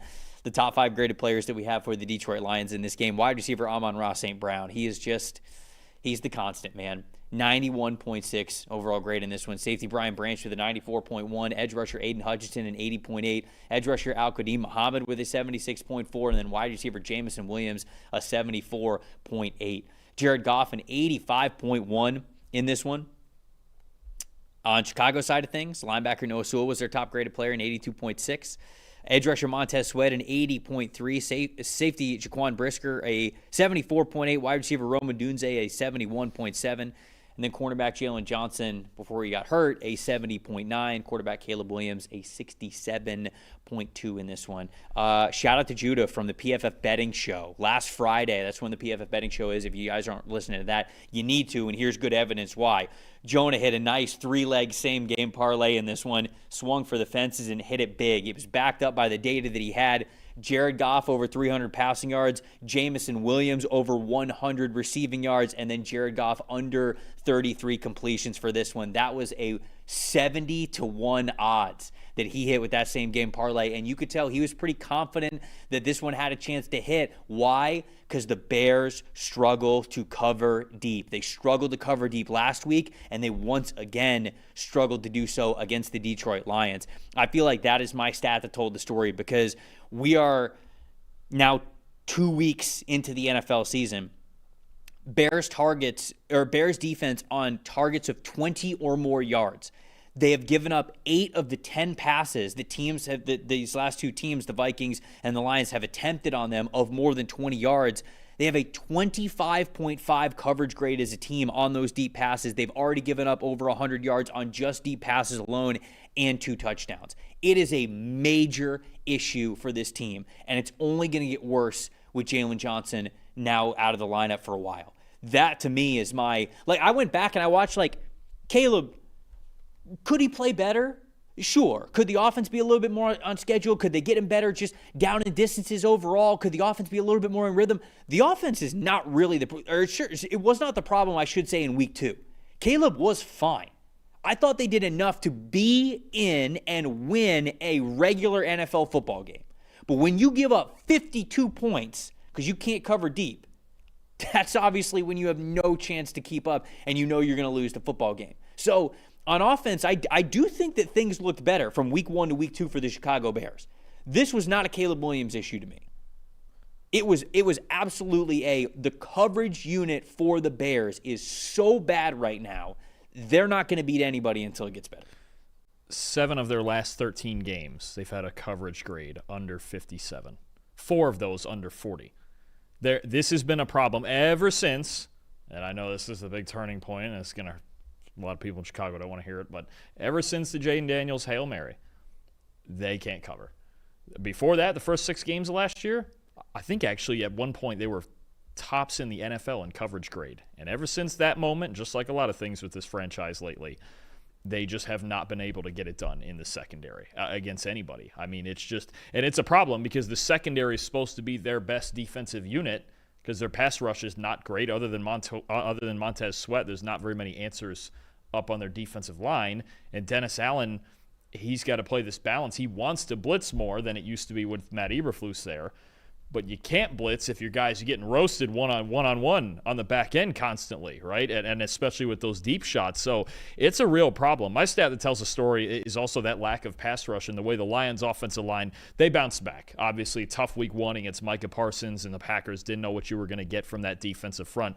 This week, easier assignment, yes, but their starting 5 on the offensive line only allowed 2 pressures and no sacks. The one sack that Jared Goff did take, that was actually a 6 offensive lineman lined up as a tight end. 79 pass blocking grade for the starting 5. That's what you want to see, especially from the interior, right? Mahogany and Ratledge and Glasgow. If those guys are going to pass protect, at least at this level, at a consistent basis. Now, you're not playing the Bears every single week, and the Bears don't have an elite pass rush. Then you see what Jared Goff gets to do. Then my most impressive is Jared Goff in those clean pockets, 20 of 24, 231 yards, all 5 touchdowns, 1 big-time throw. That's what you get. This is the formula. You're going to get it, and it's going to swing more drastically nowadays because their offensive line is not as good as it was because Ragnow's gone and Zeitler's gone, all right, and everything's different on the inside. But when their offensive line does play well, the Lions can still be explosive. We're just going to talk about this more in head-to-head matchups with the Packers, with the Vikings, with the Philadelphias of the world, right? Where teams with good defensive lines are going to give them problems, maybe. And we'll see how they can adjust. But on this day, their offensive line won the battle, which is the domino to Jared Goff, which is the domino to the explosive plays. Yep. I mean, that was a big issue for them last week and something that was cause for concern for me. But it was great to see them bounce back because it has to. It has to look a lot better than it did in week 1. And I think that we're quickly finding out that everybody's going to struggle with the Packers, at least in theory, yes. Right? I mean, it's just like, okay, yeah, they didn't look good against Green Bay, but I think we might take a look back at that week 1 game for them and say, yeah, but who did look good against Green Bay? Probably nobody with how that defensive line is playing right now. My most impressive in this one was Amon-Ra St. Brown, 93.3 receiving grade on first downs specifically. Like, I could list off the common stats that he had, and all right, I'll pull them up for you guys here. Let's because they are worth mentioning just because he's so fantastic. 11 targets, 9 receptions, 115 receiving yards, 3 receiving touchdowns, which is fantastic. But really, what I wanted to touch on was I love how he's the tone setter, right? When you think about first down and when you think about establishing what you want to on offense, okay, how do we get things going in the right direction? First down is so important. You want to put yourself in manageable down and distance. You want to make it manageable to be able to get the first down. They had this guy as their go-to first down player for the first 3 receptions that he had in the game. And I thought he was fantastic. Like I mentioned, 93.3 receiving grade just on first downs. First 3 catches came on 1st and 10 in the first half in this one. He is their tone setter. Amon-Ra St. Brown is so reliable that he's essentially just like handing the football off, except you're getting 20 yards, 15, 20 yards instead of 5 or 6, 4 to 5 or 6, whatever you want to call it. That is so valuable. It's insanely valuable. When we talk about the top receivers in the NFL, yeah, okay, like guys that you would want to win I think a lot of people, when they think of the discussion of who the best wide receiver in the NFL is, they often think, okay, nobody's out there. It's just a quarterback, a wide receiver, and a corner. Who do I trust to win one-on-one most, basically like in a vacuum as a player? And if you just want to go off of that, yeah, Justin Jefferson, Jamar Chase, A.J. Brown. I'm a big A.J. Brown guy, so I'd throw him in there as well. But when you look at how football is played as a team game, you better throw Puka Nacua and Amon-Ra St. Brown in that category. Yep. But both of those players are worthy for what they do for their offenses, are worthy to be called the best wide receiver in the NFL because of what they do. And that, to me, was the most impressive stat that I found of anybody in this game, is how often they went with him on 1st and 10 situations and how often he delivers. It's incredibly impressive. And the ability to throw like that on 1st down improves your ability to run on any other down, or including 1st down, right? They ran the ball so much better than they did last week because they had the ability, they had that space to work with, right? Last week, when you talk about they just wanted to line up and run the ball on 1st down, it's not going to work because that's, it's kind of the basic thing to do, right? Is, just pick it up 1st and 10, hand it off, see where it goes 2nd and 6, right? You want to create explosives on both sides. You want to make linebackers and safeties respect you.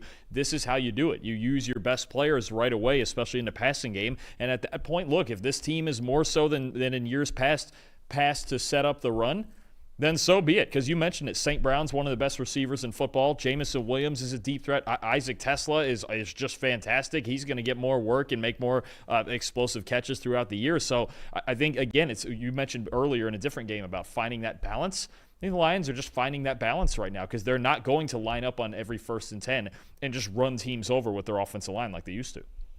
Most disappointing in this one? I just, honestly, I look at this Bears defense, and I know we've been going in on the secondary, but I just don't think they were ready to go. I don't think Dennis Allen had them ready to go. Which stinks because they were last week.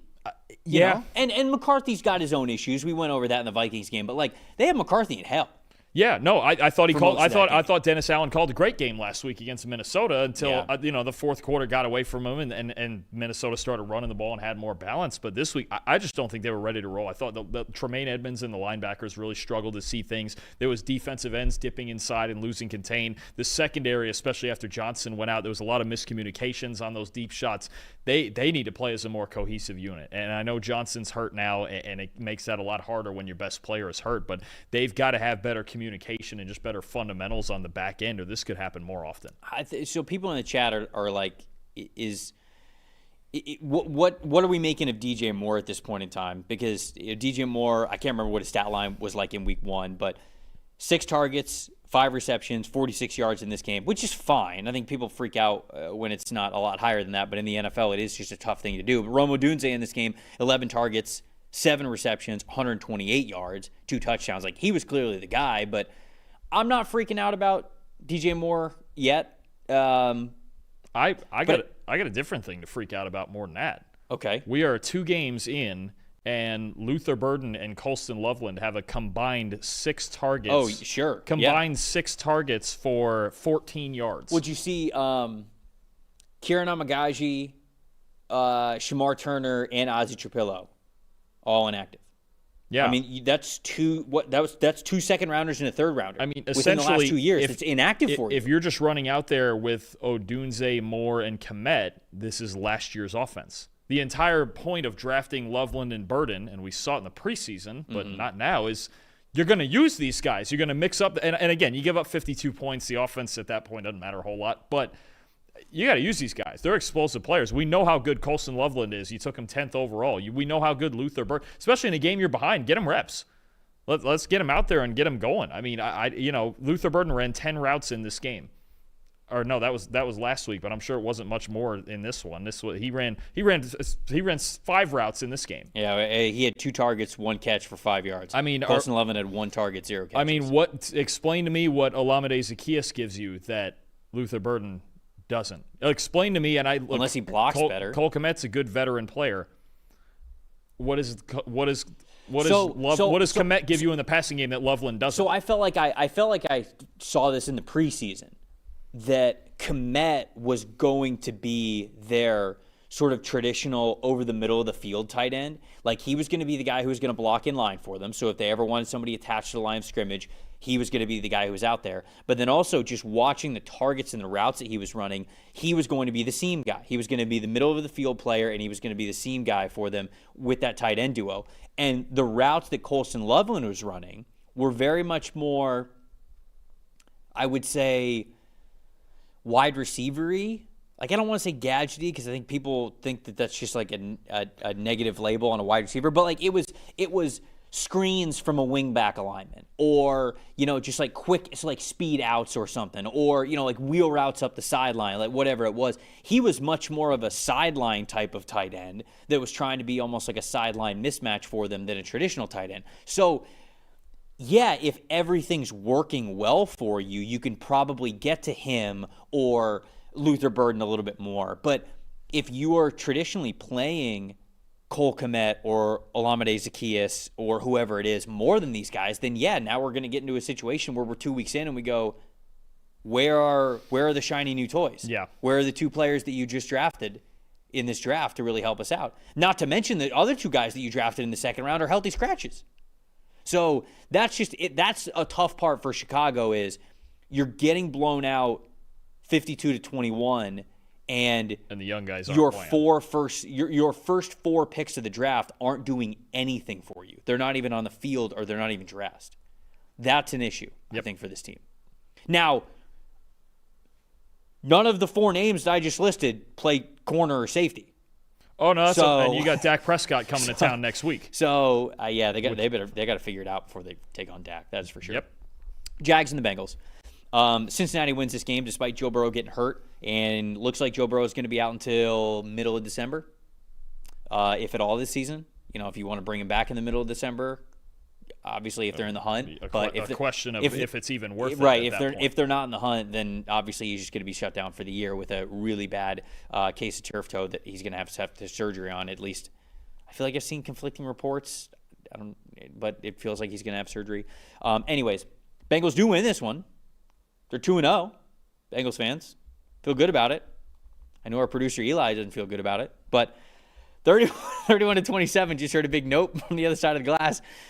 With the Cincinnati Bengals winning, though, they get the honors of the first five players in their top five here. Wide receiver Jamar Chase, unbelievable game, even without Joe Burrow. 88.1. Right behind him, Cam Taylor-Britt, their cornerback, 86.6. Edge rusher Trey Hendrickson right behind him with an 84.5. Safety Dax Hill, a 74.9. Then offensive tackle Orlando Brown Jr., a 72.5. Jake Browning in this one, 57.1. Could have been worse. Could have been worse, Dalton. Did enough. On Jacksonville's side of things, linebacker Devin Lloyd, a 90.4. Big interception in this one that really pumps that grade up. Edge rusher Trayvon Walker, great day with an 87.7. Offensive guard Ezra Cleveland, a 78.5. Safety Eric Murray, a 76.8. And then at number 5, edge rusher Eric Armstead with a 75.2. Trevor Lawrence in this one, a 58.1. So him and Jake Browning finished with just about the same PFF passing grade. Stat that told the story here, Dalton. It doesn't. The Bengals are 2-0, and it feels like to me. I know it's early, and maybe Jake Browning's got some miracles in him against good teams. It doesn't even feel like it matters at this point. I'm kind of with our couple of our producers back there. Where who's their next 12 opponents? No, I'm just kidding. I'm kidding. That's it. I can tell you the next 4, and it's not a whole lot of fun. Oh, who's the next 4? Minnesota, Denver, Detroit, Green Bay. And they better hope that they beat Minnesota. They better hope that Minnesota hasn't figured it out. It's going to be 10-7, isn't it? I mean, it's look. Why don't we be 10-7? Jake Browning out here dealing. Dealing yesterday. The story. Dealing. Is the fact that even Jake Browning, and he got rid of the ball very quickly, smartly, they just have no offensive line. We've done this for years. Look, a 58.3 PFF grade for their offensive line in this game. Joe Burrow, 17 dropbacks. He's pressured on 9 of them, and he gets hurt. They can't run the ball either. 2.8 yards per carry, 12 yards before contact the whole game. The Bengals, it's a bigger thing than this game. Actually, the result from this game that matters most is actually the Jaguars losing, because they should not have lost this game. The Bengals, in 4 of Burrow's first 5 years, have had a bottom 5 offensive line in our grading, 28th or worse. There was 1 year, I believe they were 20th or 21st. And you know where they're at right now through 2 weeks? 29th. We just keep doing this. Dalton Reisner's out there playing. They've had him for 2 weeks. We got a late third-round rookie starting at left guard. We got 2 tackles that aren't getting the job done. I mean, when does it end? When does it? Is just Andrew Luck? Is this what we're doing? Because the Bengals, this is the problem they've never fixed. And they don't want to pay Trey Hendrickson, fine. They don't want to pay Jesse Bates, fine. Where's that money going? I mean, I get it. Burrow and Chase and Higgins, yes, they're your primetime players. But none of it matters. You can't. I say it all the time. You cannot win a Super Bowl with a bad offensive line. And now you're in a worse place than ever with your franchise quarterback now, maybe with a season-ending injury or a season-crushing injury. I mean, we've had a torn ACL. The wrist was more of a weird thing with him. But either way, every year, Joe Burrow gets hit too much. They lost a Super Bowl because they could not pass protect. And yet they've had the same offensive line, basically, they've had since that Super Bowl. They didn't do what the Chiefs did and go, oh, shoot, let's rebuild the whole thing when they lost to the Bucs. Let's get 5 new guys in here and restart it and try to win a championship. The Bengals I don't know, did they just not believe in blocking? Every other team in the AFC North, even the Browns, they believe in blocking people. And the Bengals just don't. And in week 2, I'll throw it out. It's costing their season. What are you going to do for 3? You can live for 2 weeks with Jake Browning. What are you going to do for 3 months with Jake Browning? And I'm not trying to disrespect him. He played well enough to win this game, and Jacksonville made some weird decisions down in the red zone and all. But at the end of the day, the one guy who made the Bengals a threat is now out for at least 3 months, if not the whole year. Because for the 10th year in a row, or 6 in Burrow's case, they can't block anyone. And we're just going to go down the Andrew Luck route, apparently. That's bigger than them winning 2-0. I don't even care that they're 2-0. I really don't. It doesn't matter. I think the bigger takeaway in this game is the fact that the Jags lost this one, because I feel like short term, yeah, absolutely. When Burrow goes out, Jacksonville should have won this game. The stat that told the story for me is on the Jags side of things. They were 3 for 6 in the red zone. They were 0 for 2 in goal-to-go situations. Not ideal. Not great. Now, one of those situations was the 4th and 5 situation at the end of the game where they're up 3. They have a chance to kick the field goal to go up 6. But Liam Cohen opts to go for it to obviously try to get the touchdown. And he was asked about it afterwards, and he says, well, he did not waver at all whatsoever. He said it's a 100% go in every analytical data point. Like, it's absolutely a you go for it on 4th and 5. And I do understand what he's saying, because it's even more than if you kick a field goal, you still allow the other team to go down and beat you with a touchdown, which it doesn't really help you to go. Like, okay, like forcing overtime is not the goal. Like winning the game is the goal. So with that in mind, them kicking the field goal doesn't really do anything for them. And you have to think about this too. If they kick the field goal, they're up 6. They then have to kick off, and with the new kickoff rules, there is a much better chance of them starting that drive on the 30-ish yard line, which is much closer to where they need to be for the goal, as opposed to if you go for it on 4th and 5, they start that drive. You're still up a field goal, and they start that drive at their own 5-yard line. Now, it obviously didn't matter, but it wouldn't have mattered if they would have kicked the field goal. And I think like that's the whole point, is they're trying to win the game. They're trying to score the touchdown to where they go, we don't care what you do after this. You can score a touchdown. It doesn't matter. We're going to beat you. So I can understand that part of it, but not finishing in the red zone is bad for them, especially down the stretch, which sort of ropes me into my most disappointing, which is Brian Thomas Jr. Brian Thomas Jr. in the red zone, 35.8 receiving grade. He has 12 targets and just 4 catches. He is only 1 for 6 on contested catches this season. He was 8 for 17 last season. I mean, there were times when the ball hit his hand or was close to it, and he either just straight up dropped it, or you could tell he did not want to get hit. Like, he just was not nearly attacking the ball the way that you need him to. He wasn't playing as strong as he needed to at the catch point. And I don't know, some guys just have off days, but they needed more from Brian Thomas Jr. And it wasn't just a Sunday thing. We're now 2 weeks in, and again, he is 1 for 6 on contested catch opportunities, and he has a below 40 receiving grade in the red zone. The red zone is, of course, about precision, technique, execution. The red zone's also about you wanting it in a lot of ways. And I did not feel like Brian Thomas Jr. was attacking the football the way that I even saw him last year, the way that I saw him do so when he was at LSU. So I don't know what's going on, but they certainly needed him to show up more, and he did not in this game. So the lack of red zone conversions and then also not getting enough out of their star player, I think, was a major issue for why the Jags ended up losing. No, he has to be their best player. That's the entire idea of this, is that Trevor Lawrence has 2 primetime targets in Brian Thomas and Travis Hunter, and Hunter hasn't gotten off to a great start as a receiver either. They're trying to figure out this offense as they go, but I think when you look at this offense and what they need to, and look, when you have a new coach and a new play caller and Trevor Lawrence is back from injury, the red zone is going to be a hard part of it. But against this team, you have to finish drives. And to your point about going for it on fourth, I think the math changes maybe a little bit because it's Jake Browning instead of Joe Burrow. I do think the field position point is a good one. And even then, you're up 3, and there is a decent chance the Bengals could go down and kick a field goal, and we go to overtime. And that's kind of a safety net. I really think in that spot, a coach would say to his players, it comes down to, look, we still had a lead. This team had to go 93 yards with their backup quarterback, and we didn't get it done on defense. Too many penalties, too many mistakes. The coverage was off all day. They were not good in coverage, even with Burrow out of the game. They just have to execute better all the way around, and they didn't. And now they're 0-2 in – oh, sorry, the Jags are 1-1. They beat Carolina last week. I mean, they could be easily 2-0 when you just look at they just needed to come out here and execute just a little. It's a little things, right? It's a little things that a new coach is trying to instill in this team, and right now they're just not all the way there yet. Most impressive is Jamar Chase. 16 targets, 14 catches, 165 receiving yards, 1 touchdown. But with Jake Browning, still 12 targets, 10 catches, 128 receiving yards. He seems pretty QB-proof.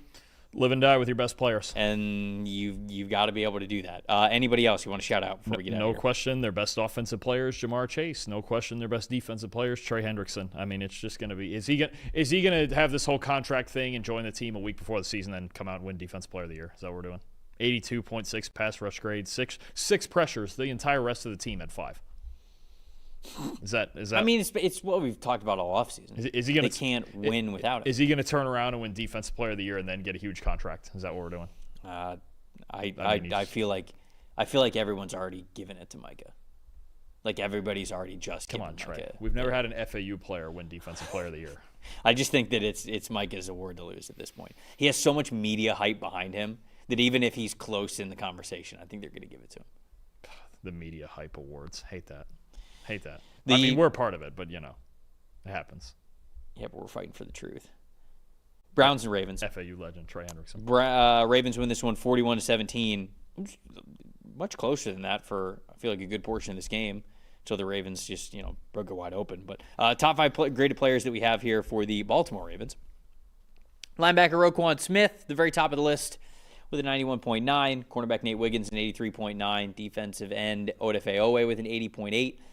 Safety Kyle Hamilton, a 79.9. And then edge rusher Tavius Robinson with a 78.8. Quarterback Lamar Jackson, this one with a 64.6. And on Cleveland's side of things, boy, Malik Collins was awesome.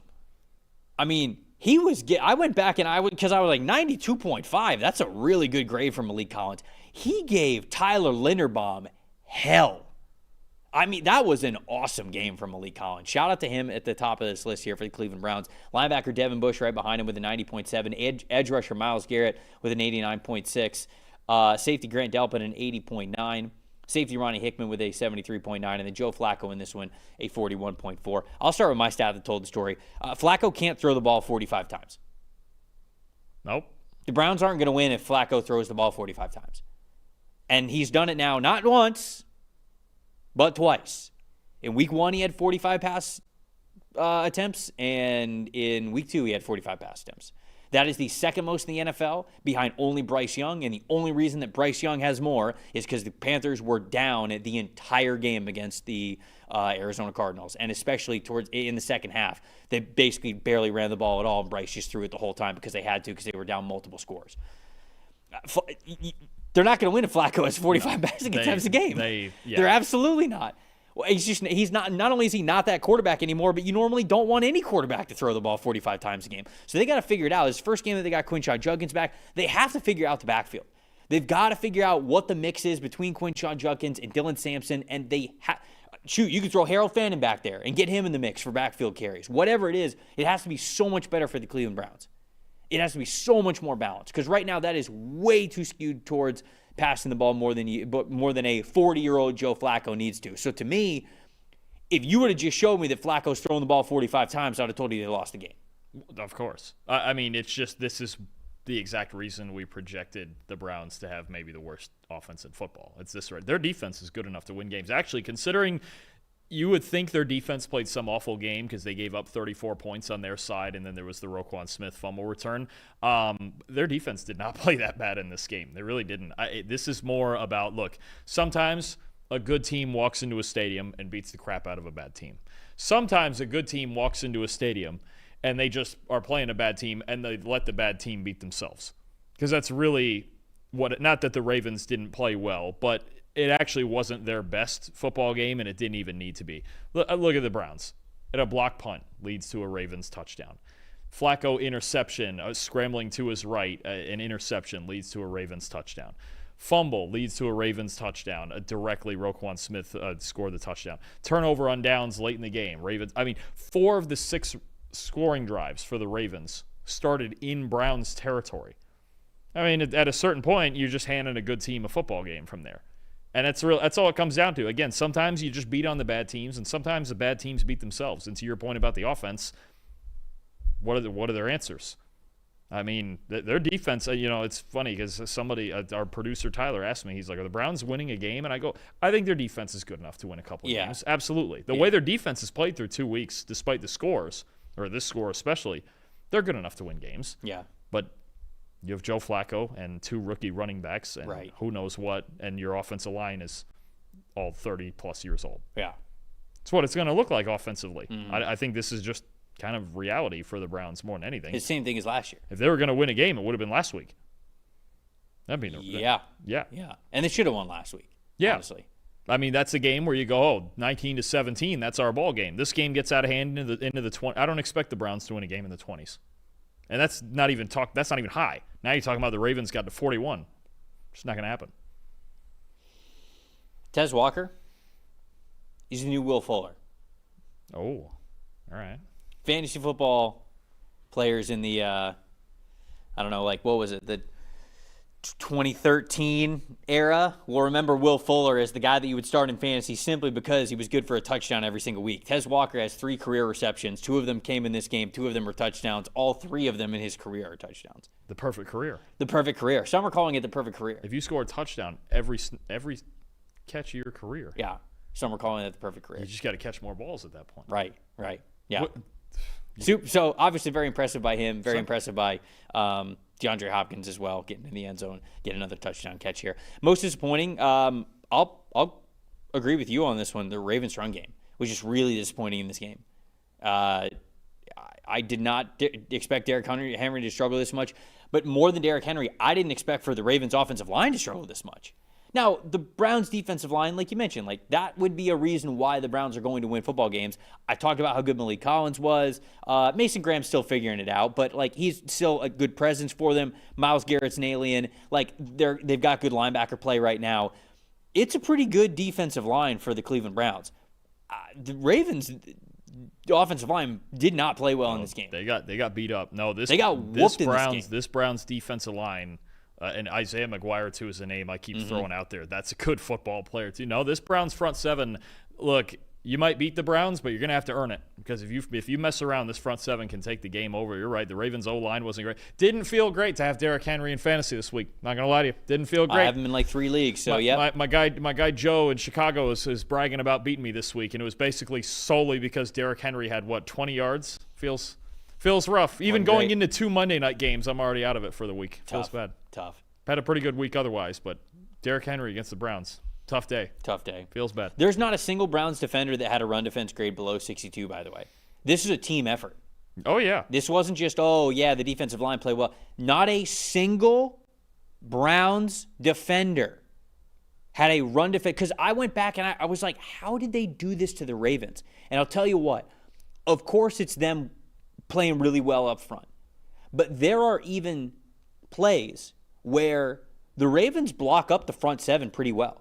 They block up the defensive linemen. They block up the linebackers pretty dang well. But then you know what happened? A corner came in and got the tackle. Mm-hmm. A safety flew down and got the tackle. That's what I was really impressed with, is that when the Ravens were like, okay, let's bounce it out. Like, we're not winning up front, let's bounce it out. The corners played well. The corners tackled. I love that when a whole team is able to defend the run the way the Cleveland Browns did. And to be honest, like, I kind of hate that it was, of course, like, Ravens fans love the fact that they won the game. I kind of hate the fact that good of a run defense performance is now a part of what was a blowout of 41-17. It's the first thing you have to do if you're playing Baltimore. I know. That's exactly what you have to do. And they did.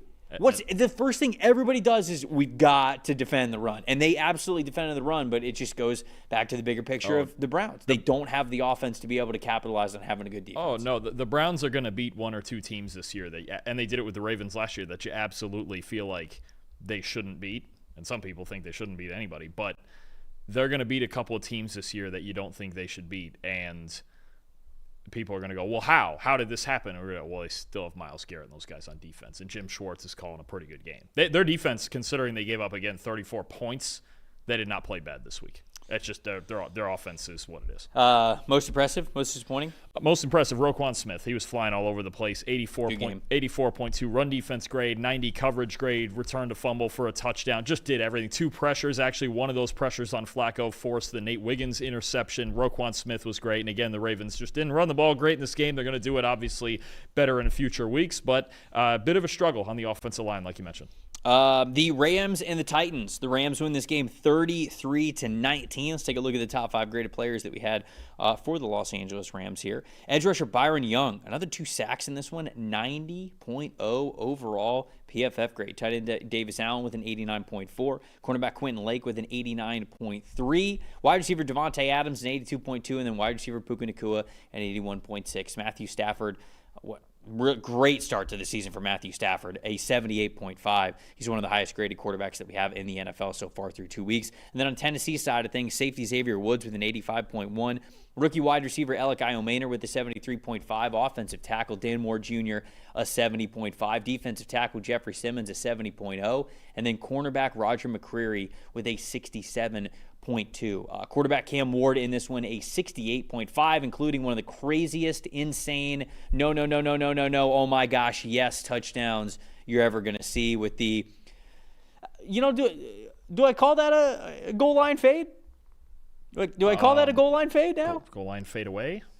I just call it Cam Ward. I mean, because when you think about it, Alec Iomaner is going to the back pylon and catching it in the basket over his shoulder. I'm what's funny? I'm probably the one person numb to it because I've seen him do it, either whether it goes good or bad, so many times, either at Washington State or at Miami, that I'm just like, oh yeah, that's Cam Ward, isn't it? Yeah, that sounds about right. Stat that told the story here for you. To me, it's a story of, and actually that play is a good embodiment of it, despite it going so well. A story of average time to throw and what to do when you get in those late plays and what is stable and what is unstable for a quarterback, right? You could not have a bigger contrast between Matthew Stafford and Cam Ward. And yes, Cam Ward made the one great play. That's his one big-time throw on the day, which, look, it's amazing. It's a great highlight. It's fun to watch. We're going to see it for the next 20 years. But when you look at average time to throw, Matt Stafford, and neither team, again, the Rams are in this type of game for the second straight week. Neither team pass protected well. The Rams offensive line is not playing great. The Titans offensive line is really not playing great. Matt Stafford, 2.55 second average time to throw. Cam Ward, 3.1 seconds. And then what they do later in those plays, and again, Ward made the one play, but not a whole lot else happened. 2.5 seconds or later on the dropbacks, okay? Matthew Stafford, 88 passing grade. Cam Ward, 57 passing grade. Yes, he made the one play, but it's an unstable style of football. And Matthew Stafford, as a veteran who's been around forever, knows what to do with his second and third read. I also think there were moments when Sean McVay, again with the play calling, protecting him from the offensive line, bootlegs, design rollouts, right, sprint outs, things like that just keep Matthew Stafford out of trouble, and he knows where to go from there. Look, Cam Ward, yes, it's fun to watch, and he's a gunslinger, and that's always fun to watch. But there is something to still being the veteran quarterback that has a process, a true structured process late in plays. That's what Matthew Stafford had here. And again, you have a game, the second straight game for the Rams, where that was the advantage for them. Mm-hmm. Neither team could pass protect in this game. Neither team, when they played Houston last week, could pass protect. But Matt Stafford knows how to work through it. Eventually, they're going to have to block better. No question against the contenders in the NFC. but Stafford has an idea and a veteran idea of how to work his way through that. That was once again the difference for the Rams and why they're 2-0 right now. Yeah, and on the other side of things, I mean, the Rams' defensive line continues to eat. Through 2 weeks, 40 total pressures. It's 7th most in the NFL. 56.0 pass rush win percentage as a team that is 6th best in the NFL. Now, they have played what is probably the worst 2 offensive lines in the league. They played the Houston Texans, and they played the Tennessee Titans. So their season really doesn't start. Do they play the Eagles next? I think they play the Eagles next. Didn't happen to see. Let's see. Yes. Oof. They traveled to Philadelphia. So here we go. We'll figure out what the defensive line really is because they get to go up against the Philadelphia Eagles, the offensive line, next week. But for now, the stat that told this story is they continue to dominate. They're eating these bad offensive lines alive, and I think it's great to see for this young Rams defensive line. Byron Young has been the benefactor. He already has 3 sacks so far this season, which is great to see. My most impressive, I love the connection that Cam Ward and Alec Iomaner have already in this game. Of course, like I could shout out Matthew Stafford and Devontae Adams and Matthew Stafford and Puka Nacua, but like those are a little bit more obvious. I'm shouting out these guys. Iomaner, 67.7 receiving grade this season, which is best on the team. So that connection between those 2 rookies is already there. And for as much as Calvin Ridley has, I think, 1 more target and 1 more catch than Alec Iomaner does, Iomaner has more first downs. And first down opportunities, he's been going to Iomaner a lot as well. So I love to see the rookie-to-rookie connection. Obviously, anybody who followed my draft work last year knows that I was a big Alec Iomaner guy. I think he lasted until the 4th round of this draft because I think teams get a little over cautious when it comes to some of those pre-draft injuries because there was a little bit of like, ooh, is there an injury thing with Alec Iomaner? He's had some injuries before in his career, but he was fine. He came back and he played well at Stanford in his final season. It wasn't his best season, but he played fine on a bad football team. And so he's just too talented, and so it does not shock me at all. In fact, in the preseason, I said I'm not going to be shocked if he's wide receiver 2 on this team very, very quickly. He already is, and in some ways, he is their leading receiver when Cam Ward needs to make a play. Most disappointing, though, I agree with you on the guy that you wrote down, L'Jarius Sneed. This is somebody who I think the disappointing part about Sneed is not just the fact that he's not playing well this year. It's the fact that he didn't play last year as well. You traded a 3rd-round pick for him, and then you signed him to a 4-year extension. Fact of the matter is, all the guaranteed money is off of his deal at the end of this year. So you will have traded. The frustrating part about Sneed is that I felt like it was a bad process from the very beginning because you traded for him in an era where you weren't really ready to win. Did he become the best player in your secondary and did you make your football team better? In theory, yeah, sure, when you made the deal. But I think teams need to look at their winning windows more honestly, I should say. And what was the best case scenario? I mean, the team was never going to be where it needed to be with him under that contract. So you traded a 3rd-round pick for him to be on your team for 2 to 3 years where you're not even competing. At the time, you still had Will Levis as your quarterback right. at the beginning and of you last year. And you didn't even know if, you were still in the is Will Levis even a startable NFL quarterback at that point in time. So, I don't know. It's just, I understand that you want to make the roster as good as you can be. You want to give your guys a chance. But at the same time, this deal never felt like it was in line with where the Titans were. And I think that's the big issue for me about what it feels. Because Snead is not having a great start to this year, and they could easily cut him and save, I think, $11 million on the cap next year. So, what's your thoughts there? I'm with you on that. I mean, it's about finding for the Titans a rebuilding team right now, finding your foundational pieces, right? You mentioned Cam Ward. Is it Alec Iomater, Peter Skoronski, J.C. Latham, Tavondre Sweat, guys like that who are your foundational pieces, and you just never got the sense that Snead. Now, had he come in and he was that number 1 corner and he's 27, 28 years old and he gets you there on defense, yeah, sure, but hasn't happened. He played a few games last year, didn't play well. Injuries kicked in, missed the rest of the season. Now he's not playing well now. It's tough. And that's the part where you go, well, sunk cost at that point. You do have to figure it out in the offseason, and now cornerback is just another position that this team needs to improve.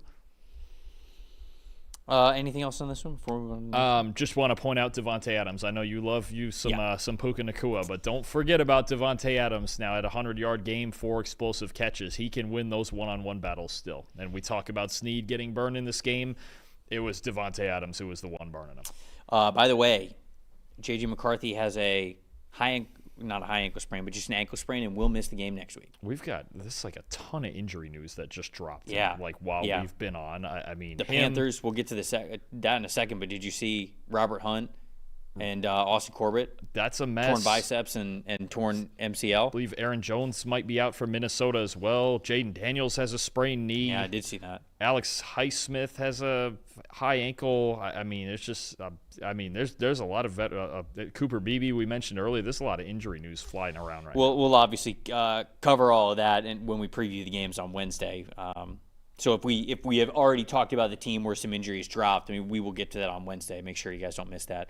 Going live at noon this week. We normally go live at 1 p.m. We're going live at noon Eastern this week for that show. Before we get to the next game, parenting is filled with high-pressure decisions. It can be difficult to tell if you've made the right choice for your kid's future, but here is a simple decision that you can make today that can have a meaningful impact on your kid's future, and that's opening a UGMA Kids Investment Account with Fabric to start their investment journey and give them that financial head start. Fabric by Gerber Life. It was designed by parents for parents to make it easy to plan for and manage your family's financial path. With a kids investment account from Fabric, you guys can start investing in your child's future today. While your kids can't invest while they are minors, this UGMA Kids Investment Account allows you to invest on their behalf, and it gives their investments so much more time to grow. The whole thing is online, and setting up an account could take you as little as just 5 minutes. Get started investing with as little as $1 a day, and then you can just manage your child's account, monitor those investments right from your phone. Funds can be used for nearly anything. When they're younger, it's tuitions, it's books, it's summer camps, things like that, after-school activities, whatever it is. And then when they're adults, maybe you're helping them buy their first car, buy their first house, start a business, whatever that looks like. Join the thousands of parents who trust Fabric to help protect their family and start investing in your child's future today at meetfabric.com/PFFNFL. That's meetfabric.com/PFFNFL, MEET, fabric.com/PFFNFL. The portfolios are managed by Fort Washington Investment Advisors Incorporated. Additional services provided by Apex Clearing Corporation. All investing is subject to risk. You can learn more at meetfabric.com. Patriots Dolphins. We got to hit on this one. New England wins the game, 33-27. Fun locker room afterwards. Mike Vrabel getting the game ball as his first win with the New England Patriots. Robert Kraft gave him that, and then he had a pretty just great speech as he was giving out game balls to the rest of his guys. Mike Vrabel just seems like an awesome head coach to be able to play for. Let's take a look at the top 5 graded players that we had for the New England Patriots in this one. Safety Jalen Hawkins, 85.5. Went back and watched a lot of his snaps. Man, he was playing aggressive and confident. He was fun in that robber role in that defense, and deservingly at the top of this list here for this week. Running back Ramondre Stevenson with a 77.7. Defensive tackle Milton Williams, a 75.3. Defensive tackle Christian Barmore, a 70.2. Carlton Davis rounding things out at number 5 with a 68.3. And then Drake May, an 83.6 in this game. Played really good. On Miami's side of things, linebacker Jordan Brooks with an 83.6. Cornerback Rasul Douglas, a 79.9. Wide receiver Tyreek Hill, a 77.4. Running back Devon Achane with a 73.8. And then wide receiver Jalen Waddle rounds us out here with a 73.3. Quarterback Tua Tagovailoa, a 60.2. Dalton, what was your stat that told the story here? So I think, and I know on the surface they scored 27. 7 of it was the Malik Washington punt return touchdown. I think this Miami offense is completely handcuffed by their offensive line. And obviously the injuries have made it worse. James Daniels and Austin Jackson are both out for a while on the right side. You look at this starting offensive line, what they have right now, it's rough. And you look in this game, a 41.2 PFF grade for their offensive line as a unit. 15 carries in the run game, 14 yards before contact. Not great. One explosive run the entire game. New England had a 56.4% pass rush win rate. And Tua, at this point, the Dolphins offense, and we know it before when it's been high octane, like 2 years ago when they made the playoffs and all of that, that yes, there's quick throws, there's RPOs, but they can also run the ball. They can, if he's protected, they can chuck it deep to Tyreek Hill and Jalen Waddle. Right now, this offense is Tua, you have 2.5 seconds. We can't run the ball. Get it to somebody fast and pray they can do something after the catch, either Hill or Waddle or Achane. Their blocking, their offensive line does not allow for any layering of play calling. They are just so just Tua, it's literally, hey, take your 3-step drop and get rid of it right now. Because even after the 2.5 second mark in this game, 48.2 passing grade. So he's not one to improvise and make plays late in the play. Their offensive line cannot sustain pass protection, and they can't run block. And from there, to me, their offense is so just, hey, we have 3 fast guys. And if they make plays, cool. And in this game, they scored 2 touchdowns in the second quarter and none on offense in the other 3 quarters. They're just going to get flashes because they have that set of skill players. But as far as schemes go and the number of ways they can beat you, there's not very many. I think their entire offense, and to me, their entire team is handcuffed by, it was already shaky levels of talent up there. And now your whole right side is out on IR.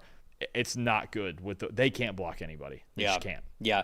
It's I don't mean to be overly negative on the Dolphins, but it's hard to see this regime at all like lasting much longer in Miami because they basically got what they wanted, right? They drafted Jalen Waddle.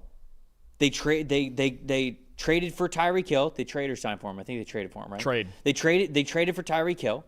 They drafted Malik Washington. They drafted Devon Achane. They had Raheem Mostert before him. They had they have Jalen Wright. They had Jeff Wilson as well. You drafted Tua Tagovailoa, and the whole thought was, we're just going to get the ball in the hands of the fast guys really quickly, and that way, we don't really have to block that long.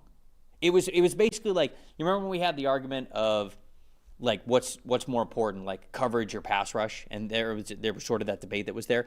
This is almost like the offensive philosophy of that, where they go, well, if the outside guys are so fast and such great mismatches with their speed on the outside, we don't really have to block that long. So we can almost neutralize how important offensive line play really is, and it didn't work. It just didn't work. It can work in the sense it's the same argument we have with Cincinnati, where if you have that group of skill players and an average offensive line, let's say 15th, yeah, it's going to work.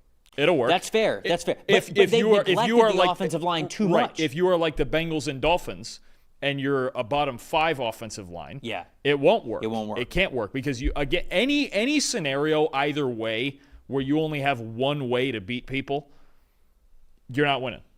Because that's the first thing coaches are going to do is that we're going to do our best to take away whatever your first strength is. And you're going to have to beat us, literally in the case of Tua, left-handed. So, I mean, to me, and again, it does start up front, I just don't see them other than Hill's fast, Waddle's fast, Achane's fast. Other than that, they don't have any other answers. No.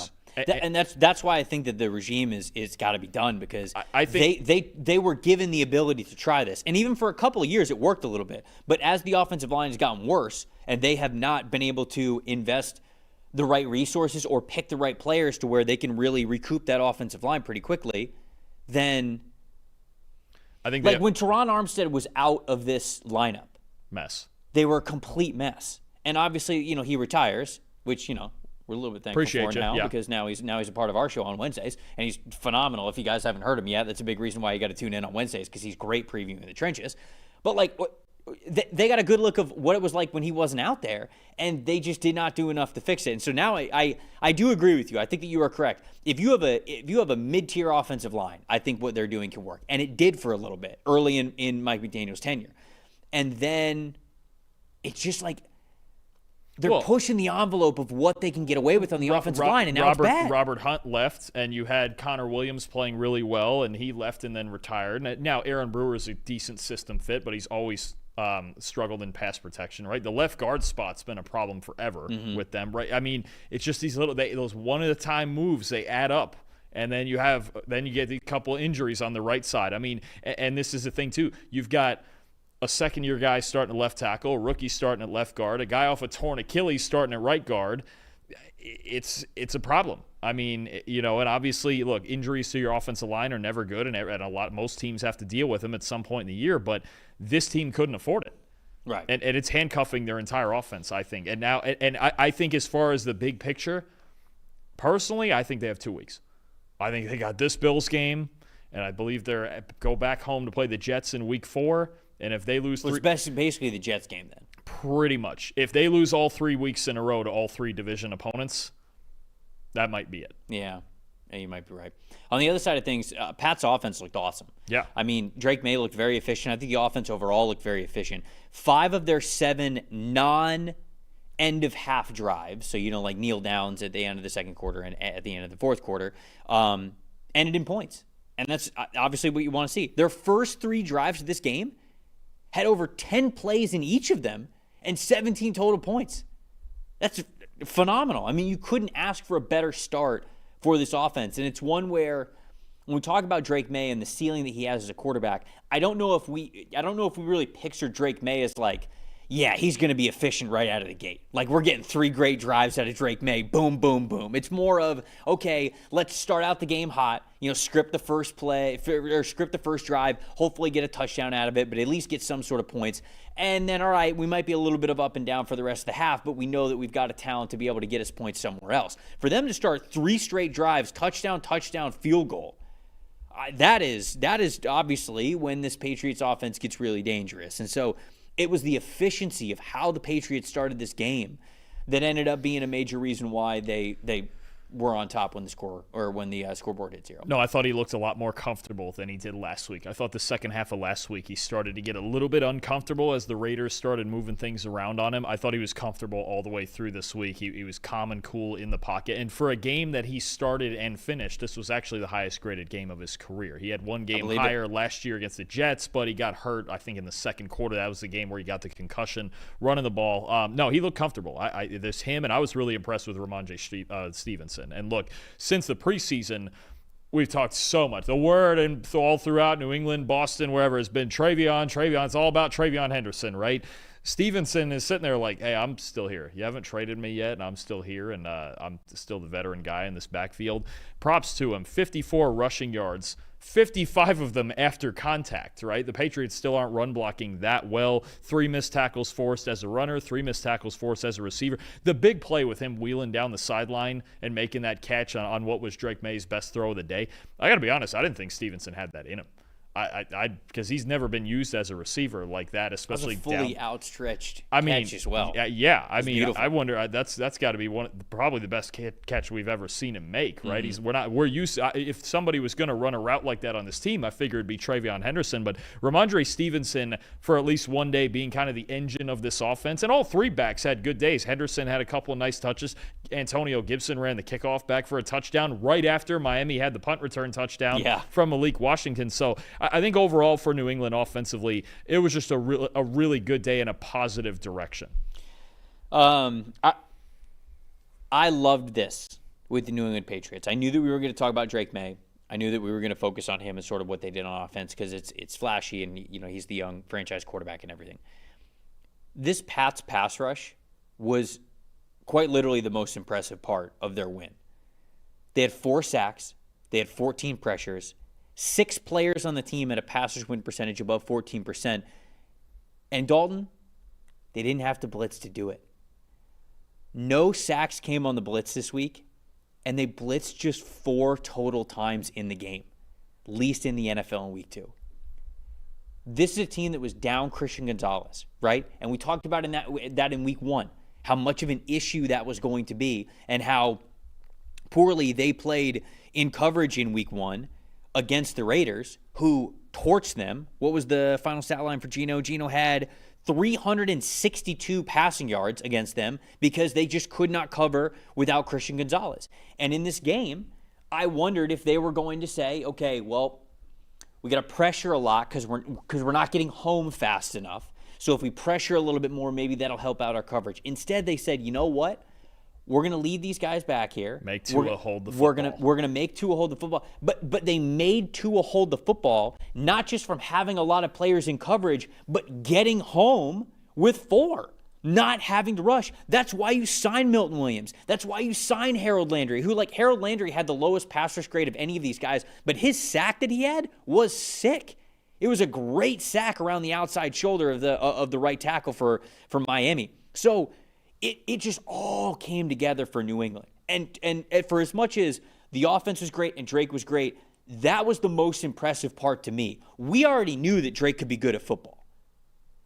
I didn't know what this defense was going to be like because Geno torched them last week. And they were able to get home with 4 and play good coverage. And that week-to-week turnaround for New England, to me, that shows you got the right man coaching this team. And this is still a dangerous passing game when you talk about these receivers and things like that and what Tua can do when he is protected. They do need Gonzalez back, for sure. They will be a lot better when Christian Gonzalez gets healthy, but there's plenty enough talent. We talked about it all offseason. There's enough talent on this defense to be really good. I think it's just a matter of it early in the season here. And it was the case against the Raiders where, look, Chip Kelly called a great game, and the Patriots have some things to figure out. They still only gave up 20 points. It's not like they got racked for 45 or 50. They gave up 20 points to what could be a pretty darn good offense with Vegas, with Geno and JT and everything going on there. So, I think it's a work in progress, as everything is at this time of year. But I think their defense could be really good, and I think it was everything about this game in all 3 phases for them. Special teams too, with the Gibson return, that was a big response. Positive stuff for New England, definitely, especially getting a road win. Most disappointing for me, Dolphins on money downs, 4 for 10 on third down, over 2 on fourth down. 7 of their 10 third downs they were facing 7 or more yards. So they were in long third and fourth down situations, and they weren't able to convert on those. They can't manufacture. And it's because they can't. Well, and it's just all of these hint to a team that is just not really playing inspired football right now. They can't run the ball. They're in long down and distances on third and fourth down. And the offense is just frustrating when things aren't really easy for them. Yep. Anything else from you before we move on? Nope. The next one? Okay. All good there. Seahawks and the Steelers. The next game we're talking about here, the Seattle Seahawks win this game 31-17. Top 5 graded players that we had on Seattle. Running back Kenneth Walker at the top of the list with a 91.0. Defensive tackle Leonard Williams an 82.5. Wide receiver Cooper Kupp an 80.2. Jackson Smith and Jigba right behind him with a 78.6. And then defensive tackle Byron Murphy with a 74.7. Sam Darnold in this one an 81.7. On Pittsburgh's side of things, defensive tackle Cam Hayward, the ageless one, at the top of the list with an 82.7. Running back Jalen Warren with a 77.7, and probably the best receiving rep that you're ever going to see for a running back in this one, which is unbelievable. Edge rusher Nick Herbig with a 73.9. Edge rusher TJ Watt with a 72.7. And then edge rusher Jack Sawyer. 3 edge rushers to round us out here in the top 5.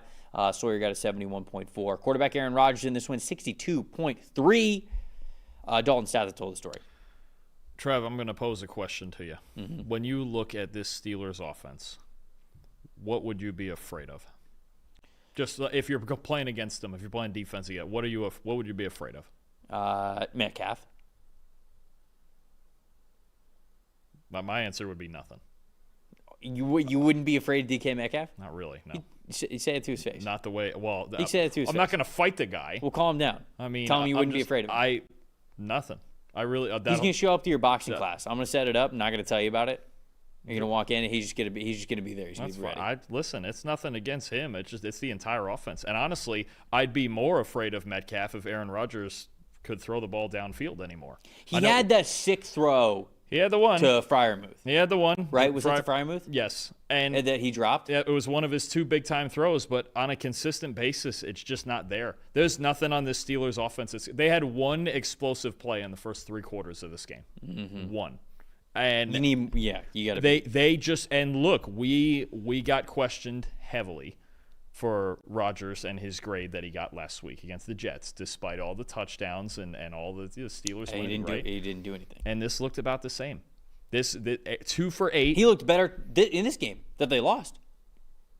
Not really. Other than 2 throws, not really. We had a better PFF passing grade, and he had 2 big-time throws in this one. Right. That looked better. That one throw that you're talking about, that Seattle had a penalty, so because Freiermuth dropped it, and then Seattle had a penalty, got a first down anyway. That was really the only separator from last week and this week. Throws of 10-plus yards for Rodgers. 2 for 8, 42 yards, 2 interceptions. This is not an explosive offense at all. It's not a creative offense, and everyone said, okay, it'll look like the Arthur Smith. It doesn't look like the Arthur Smith offense. And they're not running the ball well. He's going to it really is, when we talked about they're just going to get the polar maybe they get equal production, but they're going to get the polar opposite of what they got with Russell Wilson, which was downfield passing and maybe a bit of high variance, but certainly more explosive. This is just checking down and screens and yards after catch with not a ton of speed on this team. Like this Steelers offense, and I know they scored 34, and it doesn't look great. Because I think last week it was much more about the Jets blowing coverages and things like that in their secondary. It was. This is what happens when you have a competent defense in front of you in the secondary, especially with the Seattle team and a team on the defensive line that dominated their offensive line. I don't know that the Steelers offense is going to look a whole lot better than because Aaron Rodgers struggled to throw downfield last year. His best trait now, yes, is reading defenses and finding answers, but he's finding very conservative answers to his problems on the field.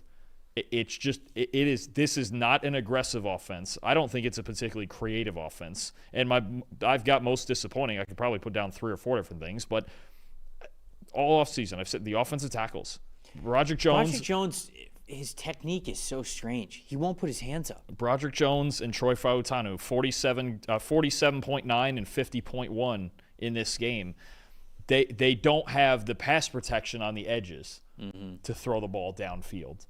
Aaron Rodgers has been shaky throwing the ball downfield since last year, and this is not an offense that's creative in getting guys open downfield. We saw that last year.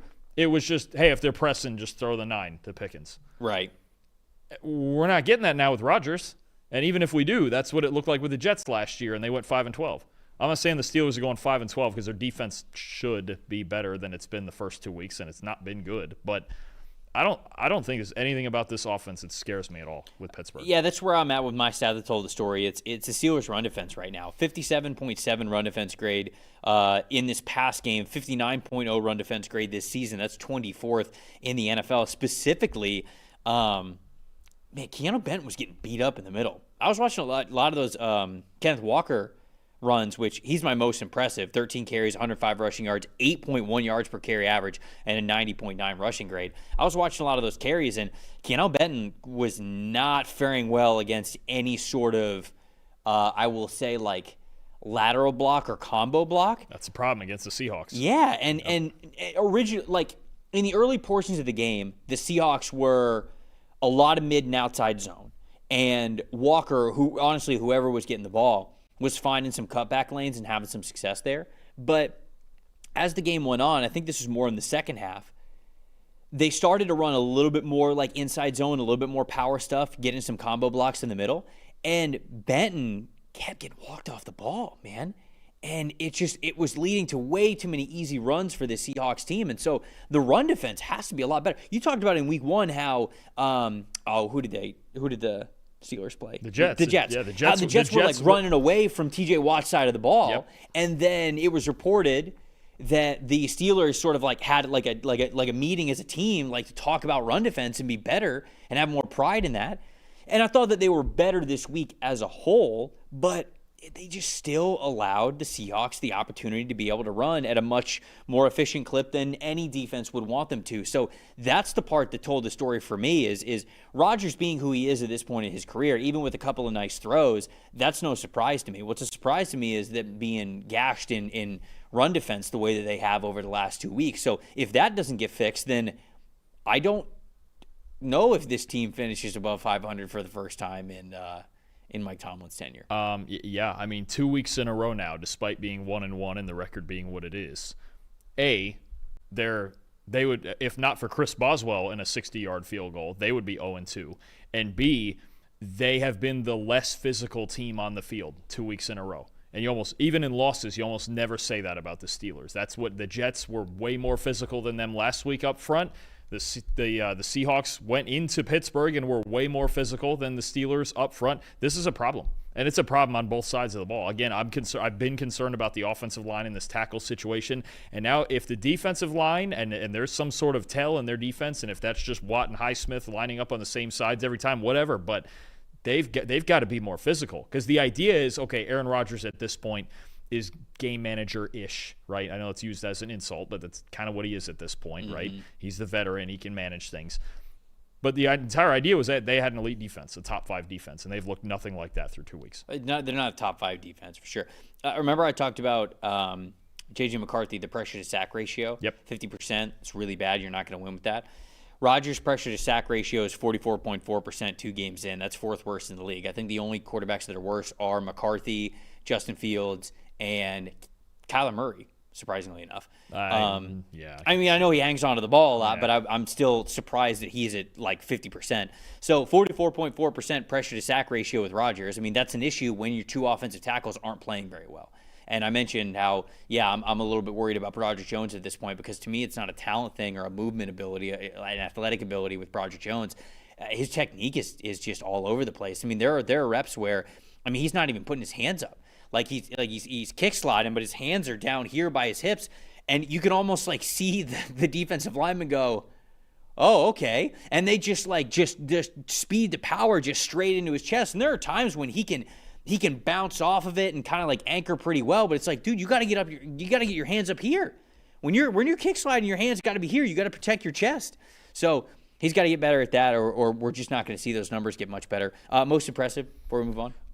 Those 2 defensive tackles that Seattle has on the inside, they just controlled this whole game on defense. Leonard Williams and Byron Murphy were both fantastic. And I'll tell you, if Byron Murphy's going to be a guy that takes another step this year, because last year he had the hamstring injury he was dealing with. He was getting reps in the second half of the year, but it was kind of a mediocre rookie year for him. If he takes another step next to Leonard Williams and everything else they have on defense, you've got a real unit for Mike McDonald here. This was a big-time win for them. Yeah, obviously Sam Darnold, really nice game for him. I know he threw the 2 interceptions, but it was a good game for him. We mentioned that it was a good game for Kenneth Walker. Smith and Jigba, another 100-yard game. Cooper Kupp, was great to see him have a really sort of like vintage Cooper Kupp-ish type of a game there. Torrey Horton getting in the end zone for the first time. And so it was a good game for the Seahawks, who could very well be 2-0 this season. Now, they're 1-1 because obviously you lose to the San Francisco 49ers, but they were driving there at the end. And if that ball isn't a fumble, maybe it's a check down, maybe it gets them a first down, maybe they even get into the end zone when it's all said and done. So not worried about the Seahawks at all right now. I think that they're a really good football team, and it's good for them to get a win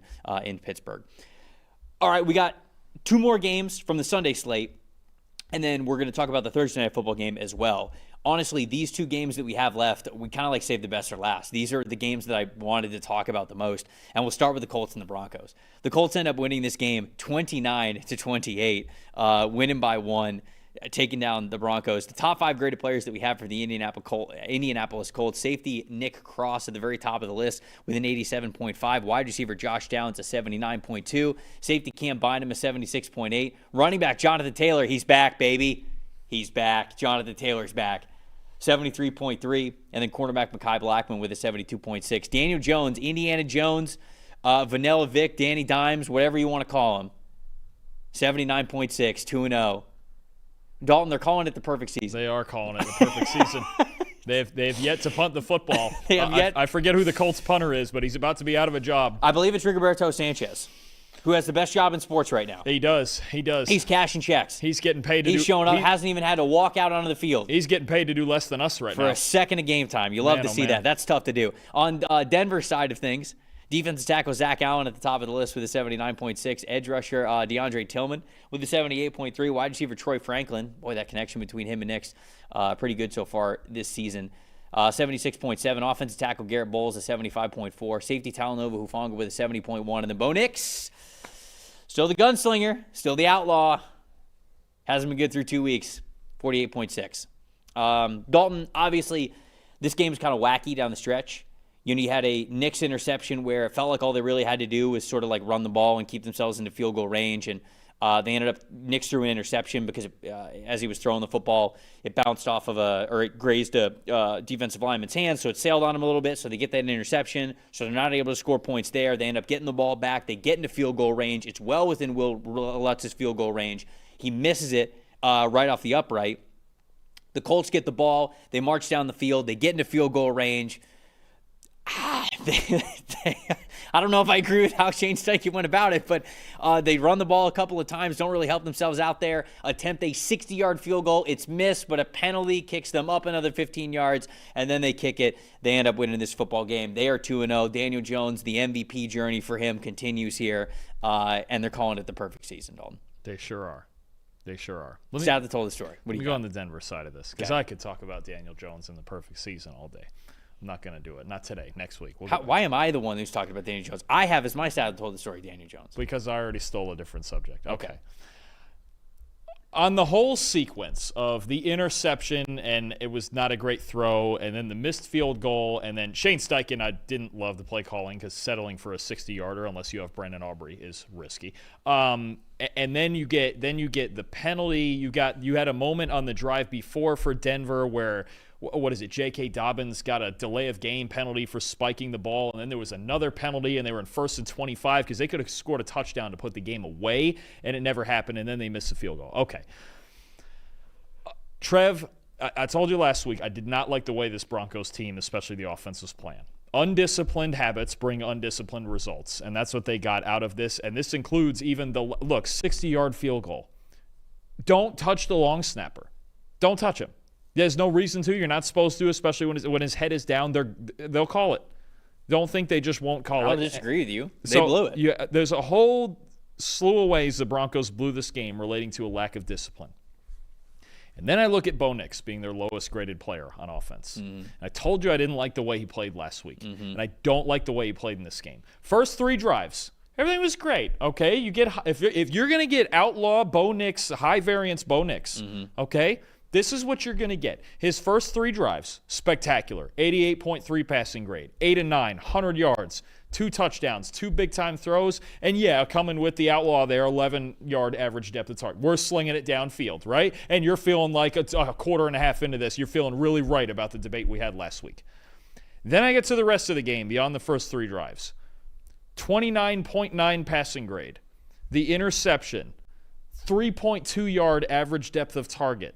14 to 21, 100. He had almost as many yards on the first 3 drives as he did the rest of the game. It's because he wasn't a gunslinger. No, he wasn't accurate. No, he just wasn't a gunslinger. He just wasn't pushing it. Average depth of target went down to 3. I'm going to ask you. No, you didn't even check the ball even further. But even then, the accuracy is off. And 5 of those 14 completions are screens. So all of a sudden, Sean Payton's going, what are we doing here? I can't be wasting his time throwing screens. Here's the thing. Here's what I need you to do. I'm telling you right now. Sometime before our next show, please watch Bo Nix, the mechanics. Watch him throw the football. I watched the game with you. We watched it. No. Upstairs. Watch Bo Nix. Go back and watch 12 to 15 Bo Nix throws from the last 2 weeks. Mm-hmm. And then go back to last year and watch a dozen or 2 dozen throws. And you tell me the mechanics aren't off, because they're off. The footwork, it's flat-footed. His front leg is stiff. He's not following through. It's messing with his mechanics right now are not the same as last year, and he's not as accurate as he was last year. The ball placement it's off, and it looks to me just like this bit of neglect. I've seen other quarterbacks do this. Trevor Lawrence mechanics got off when he was struggling his rookie year. His other quarterback, it's a thing. That's why Tom Brady used to go and work on it every offseason. Just mechanics, just keeping your mechanics consistent. Bo Nix is not throwing the football with his footwork, especially the same way he did last year. He's not, and it's causing this. And then the high variance mentality. And I get it. You want to take deep shots. You want to be more explosive, but This is not the way Denver needs to play offense. And I know they scored 28 in this game, and they maybe still should have won it. Mm-hmm. But there is this undisciplined gunslinging bit with bad mechanics that I'm not about with Bo Nix right now. In this game, I think it did show up. It did. The first 3 drives was great, and once the Colts figured out, hey, keep a cap on it, just don't let them. Bo Nix is not a guy that I thought you would have to sit there and go, hey, make him be accurate. He's been accurate for 3 years, 2 at Oregon and 1 last year. Mm-hmm. And now he's not. It's off. I'm telling you, if you look at his mechanics and you especially look at his footwork, it's not the same. And it's hard to fix mechanics in season. I'm laughing about it because I'm sticking with my theory of what I've talked about in the preseason, what I've talked about. That doesn't mean your fundamentals go away. Sure it does. Pushing the ball downfield should not imply that your fundamentals decay because of it. This is the Trevor Lawrence problem. Right, but I'm just saying, like, his whole mentality is different. I'm not telling you that's a good thing. I'm not telling you it's like, oh, his mechanics are bad. See, it's working. Obviously, you have to work through that. But when you become much more of a gunslinger quarterback, your whole mentality changes. You approach the game differently. And so, yeah, there are going to be moments where he's attempting passes that he normally wouldn't, And he's just like, it's not muscle memory for him yet. And there might be a world, I want everybody to understand this, you included, there might be a world where this doesn't work. I'm not saying that it's not, but I'm telling you what I think probably happened this offseason. I think he talked to Sean Payton, and him and Sean Payton were like, yeah, let's kick it up. Let's ramp it up a notch. And there's going to be growing pains with it. And if we get 6, 7, 8 weeks into this season, and he continues to not be able to play consistently enough to win football games, yes, this will obviously be a major problem for them. They're just like, he is going for a higher ceiling of his quarterback play. And I think that this is a natural part of wanting to amp that up, of the mechanics faltering for a little bit before you get more comfortable with it and before you get more confident with it. Bo Nix is sort of like going to a spot of like how he plays the quarterback position that he hasn't played in a long time. He played it at Auburn and he was not successful at it. So again, if this is Auburn Bo Nix, then it's obviously not going to work out. But for as great as the defense is, I think that they realize that in this division and in this conference that he has to be able to win games with his arm. And to be honest with you, I thought Nix was okay in this game. I really did. I didn't think that he had like this horrendous game. I did not. I thought he was fine. I thought the Denver Broncos did enough to win this football game. I do not think he played well in the second half of this game. He didn't play great in the second half, but I think from a totality standpoint, because playing in the NFL is really hard, you're going to have stretches where you don't play well. They went into Indianapolis against a really good team and should have won the damn football game. They didn't, but they should have. And I think one of the reasons why they should have is because how Nick started the game and how aggressive he was with a high average depth of target, with 2 big-time throws. That also he gets credit for if he's going to amp it up. But right now, they are taking the good with the bad. A lot of his efficiency metrics 2 weeks into the season are bad. They are absolutely bad, and they have to get better. There's no question about it. But I kind of thought this was going to be the case. I thought this was going to be the case, and we're 2 weeks into it, and they could have very well been 2-0 at this point. I don't love it. I know you don't, especially because you're watching somebody just play so clean on the other side of the field. Well, there's that, but Nick's for the last 3 years, we've watched him play like that, and I've said it over and over. I think the best thing about the Broncos' offense last year is that they didn't beat themselves. I've watched them for 2 weeks now, kind of start to beat themselves a little bit. Can't have, and I don't think anybody wants to beat themselves. We're gonna fight. Well, of course I don't want to. Right, but I also think that you look at the division that you're in, and you realize that you're going up against Justin Herbert, and you're going up against, more importantly, Patrick Mahomes. And if you want to get to the AFC Championship game, you are going to have to play 2 of Patrick Mahomes, Lamar Jackson, Josh Allen, Joe Burrow in theory, not anymore probably, but I think that they sat down and had this conversation of like, hey, we've got to be more aggressive. And this is the growing pains of that. I would just hope for his sake that doesn't come at the cost of the accuracy and everything else fundamentally within this offense. Because if you get high variance in what you got in the splits from the first and second half of this game, we're going to find out next week, because the Chargers and Jesse Minter and them are one. That'll be fun. They're one of the best teams in football. Yes. At preventing the explosives. Yes. If that gets prevented, and then Nix is faltering underneath all of that, then I have a real problem. We're going to find this out next week. Next week's going to be a big game for the Broncos. Absolutely. It's going to be huge. No, there's no question about it. Anyways, we talked a lot about the Broncos there. We'll talk a little bit more about some of the other players. But Daniel Jones, they're calling it the perfect season. Well, of course they are. Who wouldn't? Daniel Jones in this game, 23 for 34, 316 passing yards, 1 touchdown, 0 interceptions. He has 2 big-time throws in this game. Look, I thought that I was going to look at Daniel Jones' numbers and be like, okay, well, what are they just making it easy for him? Are they just like checking it down? Like he's going to have a handful of throws past the sticks? No, he's right about 50% past the sticks on opportunities where he needs to throw it past the first down mark, which is big. And then he has a 10 average depth of target. If you look at a lot of the big numbers that Sam Darnold had last year with the Vikings, right?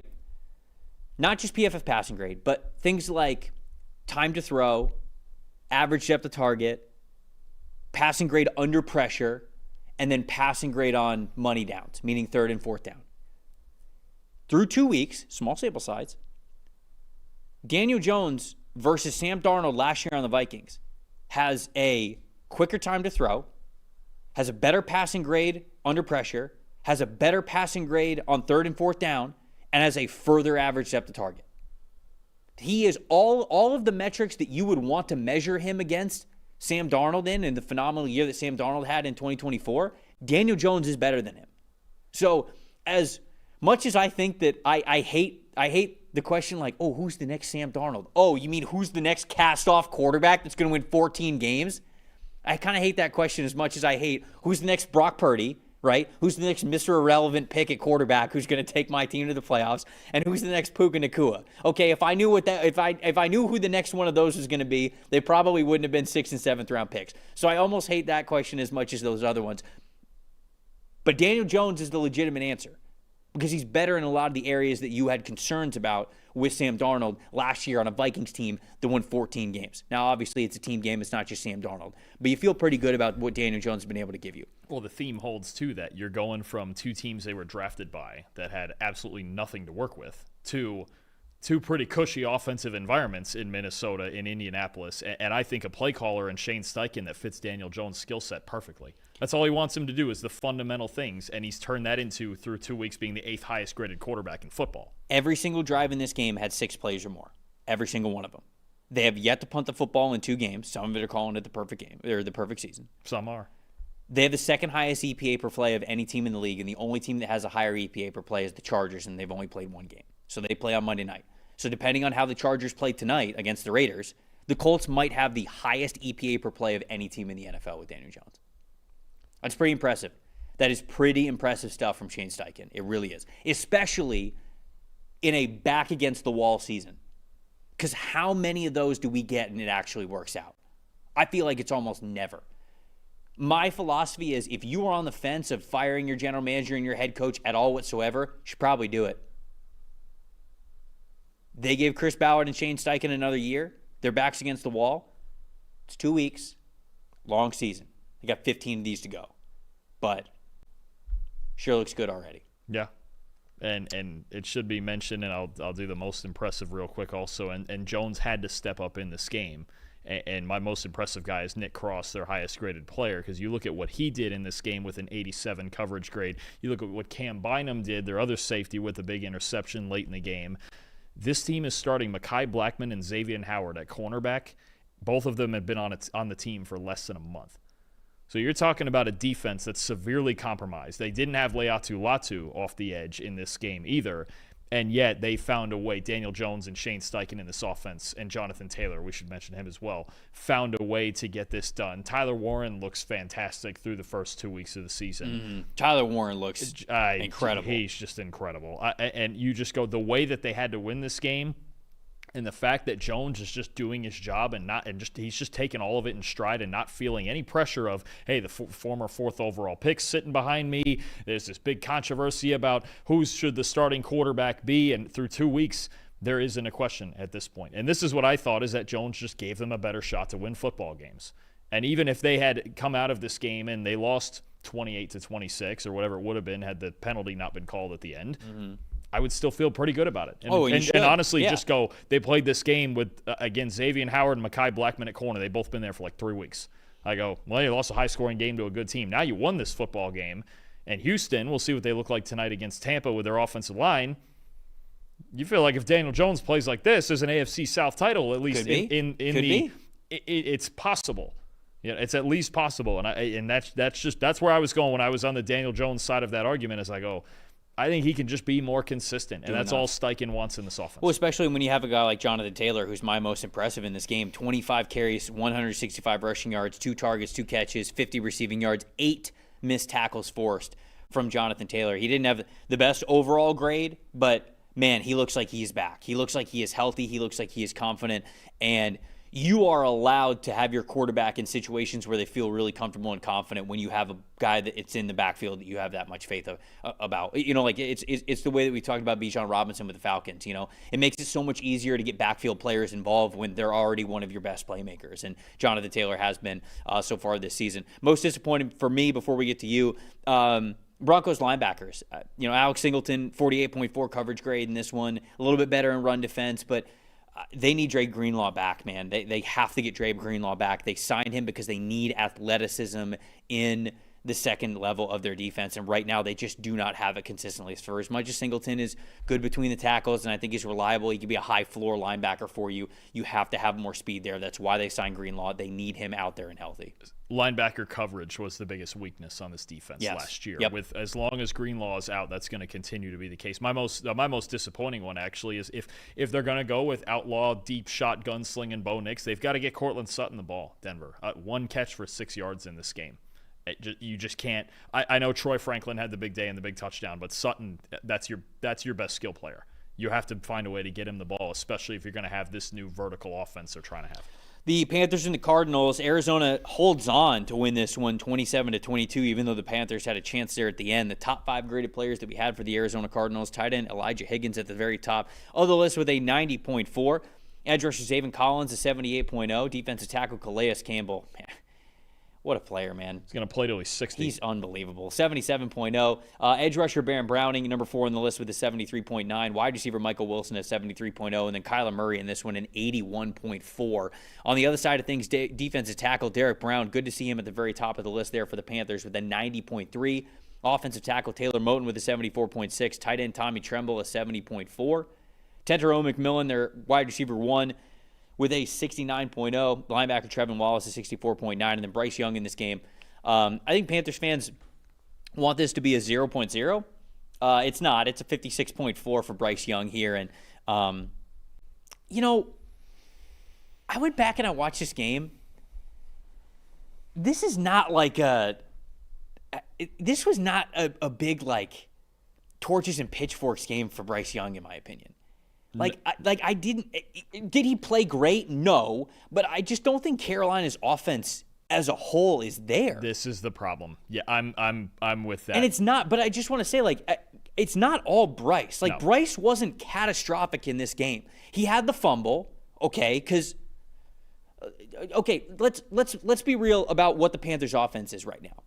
It is basically an offensive line that two of the players on the interior, Austin Corbett and Robert Hunt, were very poor in this game.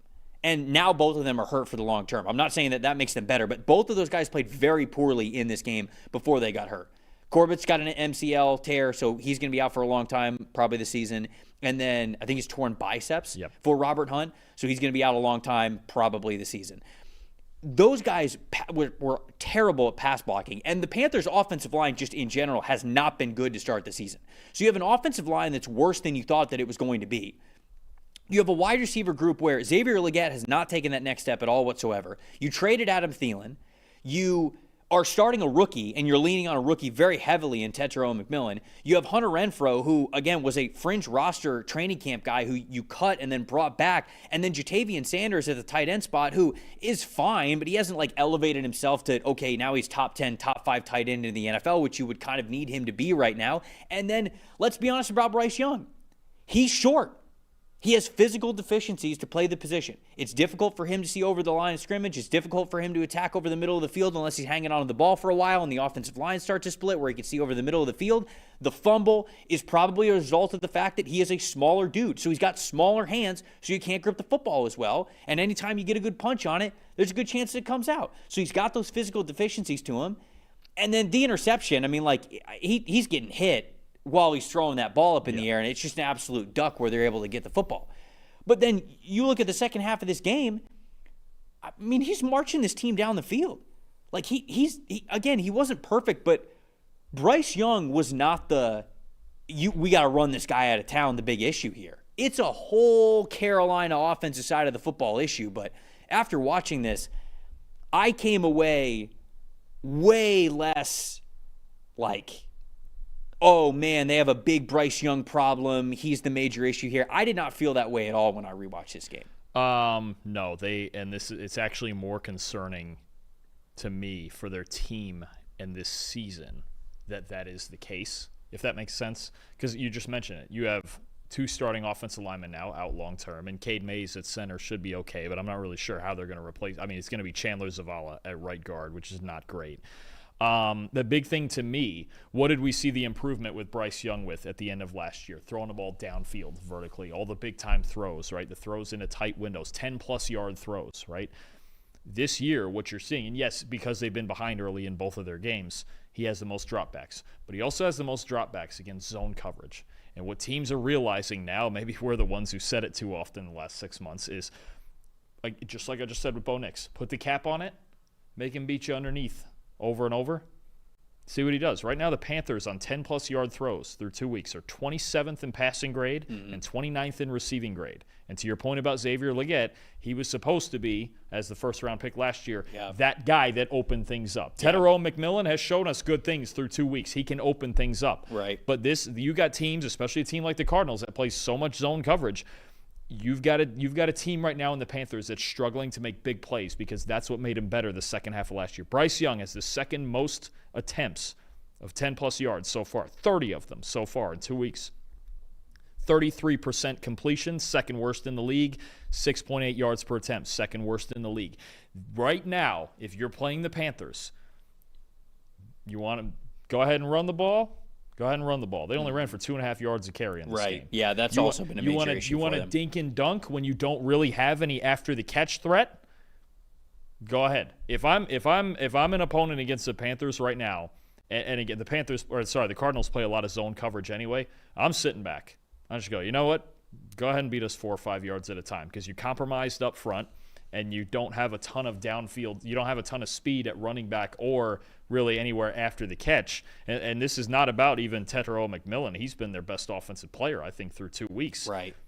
They don't have enough. They don't have people that threaten you within the box and after the catch and with speed underneath. Because right now, last year, the best part of their offense, the second half of the year, was Bryce Young's arm.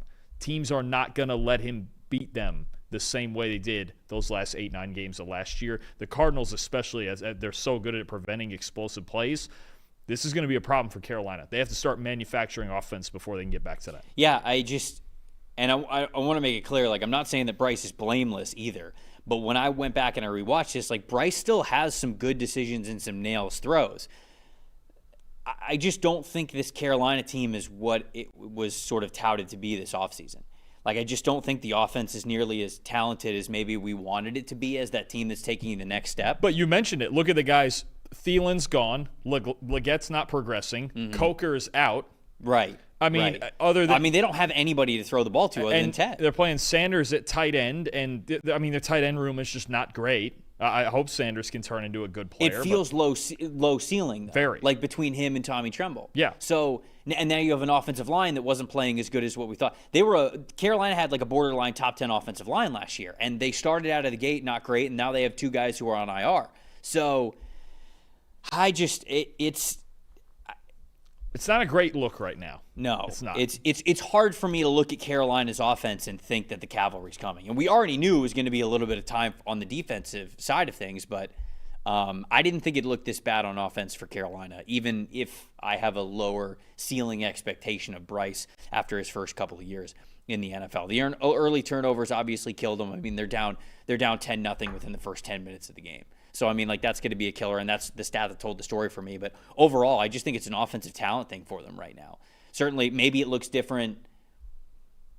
I was going to say, maybe it looks different when Coker's out there, but, that's the thing. It's not. How much different it's going to look. It's going to look better, it's not Justin Jefferson coming back from an injury. Right. It's Jalen Coker, and he's a good player, but he's not a game-changing, here we come now type of player, It's just No, I think this one now, in the next few weeks, is going to be on Dave Canales. He's going to have to find a way to rally this thing. Yeah. Most impressive for me is Calais Campbell. Dude's unbelievable. He set the tone with an early tackle for loss in the first drive, right before that sack fumble, and then he had the sack to end the game on 4th and 15. How old is he? 39? I think he's 39 now, yeah. It's just incredible that you're able to play on the defensive line at 39 years old and play as effectively as he is. He looks juiced up. He looks, not that he's taking steroids, but he looks like he's excited to play the game. He looks like he's got that youthful energy to him. Back home. Yeah, I mean, it's just a really cool story. And so Calais Campbell playing really well. And I think as a veteran on that team has probably been fantastic for that locker room. And I think you can see the new guys on the defensive line flying around. Josh Sweat, Zaven Collins obviously playing well. Some of the guys in the secondary, I know they got banged up. Sucked watching Garrett Williams get banged up there at the end of the game. But like Will Johnson seems like he's playing better. The guys in the safety level look like they're playing better. And just feels like a defense that's pretty on fire, despite giving up a lot of yards and some points in the second half. I think a lot of people in the comments are saying like, oh, it was garbage time. I don't know if I'd totally call it like garbage time stuff with the Carolina Panthers and their stats. I would give them a little bit more credit. Not when they got an onside kick and they had a shot in a 5-point game. That's what I'm saying. Like it wasn't. It's not like I'm not totally writing off like, oh, the Cardinals gave up there. Like Carolina had some good plays down the stretch in that second half. They really did. So I'm not totally taking it away from them. But overall, I do like how the Cardinals have been playing on the defensive side of things. Most disappointing to me, before I turn it over to you, Panthers linebackers. Roseboom, 38.1 defensive grade, 38.5 coverage grade. Trevor Wallace, 58.1 coverage grade. This is when looking at throws over the intermediate, middle, and deep part of the field. That's the stipulation that I had there for those coverage grades. They tried to, I noticed this, like Carolina was playing a lot of, whether they were showing too high or single high before the snap, they were playing a lot of cover 3 buzz where one of those safeties was buzzing down very quickly to the second level to try to help the linebackers out. And there were times when Petzing, the offensive coordinator, and Murray were realizing this, and they were able to attack it by just attacking vertically in the area where one of those safeties was no longer occupying. So normally, it could have been something as simple as like a Mills concept or a Yankee concept where you're forcing the safety to sort of make a decision on the deep or the underneath defender. And to help out the linebackers, a lot of times they were coming down in that robber roll, and so then Kyler was just hitting it right over the top or right at the seam where they currently were, which they're no longer occupying. So I thought it was a good offensive game plan from Petzing and Kyler Murray because they were able to recognize what Ejiro Evero wanted to do on the defensive side of the football to try to help out their linebackers, and how much it feels like they struggled last year and even at the beginning of this year, last week as well. Most impressive, most disappointing. I'll stay on the D-line. At Barron Browning, Zaven Collins, 7 pressures apiece. Browning with an 80 pass rush grade. Collins with a 72. I mean, you talked about it right now, and they have multiple cornerback injuries. Arizona does. Max Melton and Will Johnson, too. They're getting looked at. But this defensive line, we saw it this offseason. Jonathan Gannon wanted to make it the heartbeat of this team, and in this game, they were just that. And then the most disappointing is just the Panthers, Robert Hunt and Austin Corbett at the end. Neither one of them graded well, and now you look at them both being out long-term and missing 2 starters on that offensive line. That's concerning. Last game, we're going to take a trip back to Thursday Night Football, Commanders-Packers. Packers win this one 27-18. Top 5 graded players that we have for Green Bay at the very top of the list. Look at that. Edge rusher Micah Parsons with a 91.3. Shocker. Cornerback Keyshawn Nixon. I feel like he got robbed. We got to give him the number 1 spot here. 90.7. Unbelievable game from Keyshawn Nixon. Number 3, tight end Tucker Kraft with an 86.5. Cornerback Carrington Valentine with a 79.1. And then wide receiver Dontavian Wicks rounding things out with a 79.0. Jordan Love in this game an 86.7. On Washington side of things, their linebacker Bobby Wagner at the top of the list with an 81.2. Edge rusher Dorrance Armstrong, a 74.1. Defensive tackle Eddie Goldman with a 74.0. Wide receiver Terry McLaurin, a 70.0. And then center Tyler Biotish rounding things out for them with a 66.2. Jaden Daniels in this game, a 56.1. Dalton will be a little bit quicker with this one since it was last week, but Staff told the story here. Yeah, I think first of all, right this minute, through 2 weeks, it's 2 games apiece for everybody. Packers look like the best team in football. They do. Yep. And I think when you hold a Washington team with Jaden Daniels and all the weapons they have to 2 explosive plays, 0 in the first 3 quarters, I'll be obviously Commanders fans and people around it are going to go, well, what could we have done to win this game? What could we have done differently? I don't think anything. I don't think there was – the way the Packers are playing, they just were not going to beat them on Thursday. And you look at Jaden Daniels, like he was under pressure 48% of the time. We saw the Packers do this to the Lions the week before with Parsons and Gary and Van Ness and everything else going on there. Daniels only was 3 of 11 on 10-plus yard throws. Right now, and the scary part of it, and most impressive, Keyshawn Nixon, 5 targets, no catches allowed, 4 pass breakups, 90.8 coverage grade. And this is a guy who's only getting better on the outside. He's only been playing on the outside for like a year or so, right? He was always a slot guy before that. The scariest part is now if they're going to get big-time play like that out of their corners, out of Nixon, out of Valentine, Bullard in the slot, Nate Hobbs rotating in there a little bit, I don't know how you beat this team. Because Jeff Hafley, with Parsons, I would argue the most unique pass rusher in the league, moving all over the place. You never know where he lines up. And then if Hafley trusts his defense's secondary still, that he can blitz when he wants to, even though he doesn't have to, and get creative up front, the rest of the league's got a serious problem with Green Bay right now. If they're the cornerback, we talked about it. Cornerback was the one position we still had questions about. Yeah. If they're going to win the battle on the outside too, good luck scoring on this team, because you suddenly got playmakers at every level you could possibly want. The Packers look unbelievable on both sides of the ball right now. And I'll also say reliability on the offensive side of the ball with the diversity of their passing weapons, right? We went into this year and they draft Matthew Golden in the first round, and they draft Matthew Golden because we talked about this a little bit during the offseason.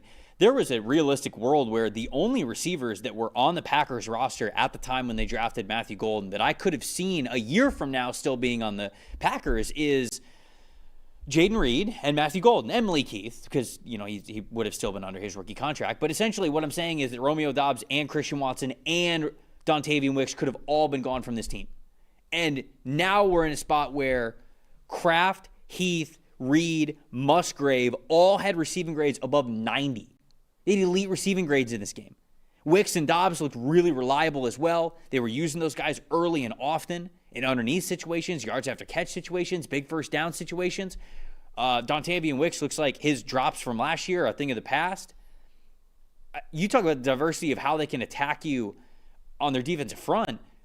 Jordan Love can throw the ball anywhere now. And this team is an incredibly difficult team to defend and play offense against. This is my big Jordan Love stat. Remember how I kept talking about, okay, they drafted Golden, and at first he's going to be the decoy, and Love has to get back to throwing at the intermediate level. Jordan Love through 2 weeks has the best intermediate passing grade and the most intermediate completions in the NFL. Just wait till he gets it going with Matthew Golden, because there was 2 plays in this game. The 2 targets Golden got in this game, deep targets, right? Both should have been touchdowns. Yeah. There was about 150 yards and 2 touchdowns waiting for Golden, and Love missed both of the throws. And I'm telling you, you go back and watch all of Golden's routes that he ran, there's 5 or 6 other times. No, he's getting open. If we get to a point now where he can find that chemistry with Matthew Golden too, along with the way he's throwing at the intermediate level to Dobbs and Wicks and Kraft and all of this team's going to be so hard. That's the big stat for me. Number 1 right now in intermediate passing grade, when last year I think he was 35th or something. He was like one of the worst in the league. When you get hit over the middle of the field, you win. Yes. In this league. But they didn't have Golden as that speed threat last year, because they were obviously kept waiting on Christian Watson to get healthy. It was never happening. You saw it last year. Safeties creeping down. Now you have to respect Matthew. Even say the deep post that was incomplete that he overthrew him by like 2 yards. If you're a couple of safeties back, you have to respect that. You let that guy get behind you, you're going to lose your job. Right.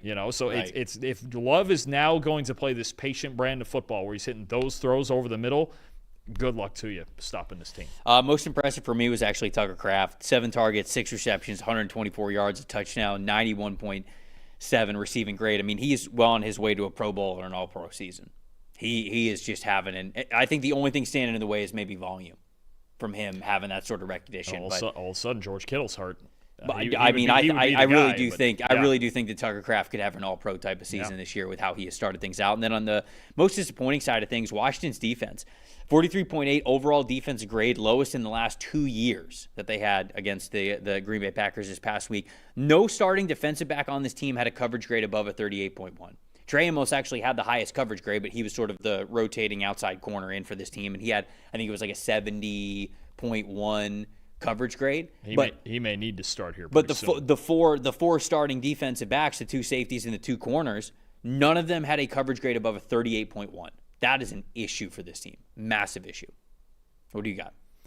It's specifically Marshawn Lattimore. No, you're right. If it's going to continue to be the case where Amos plays well and Lattimore has a 29.1 coverage grade, he was getting picked on from the very start of the game.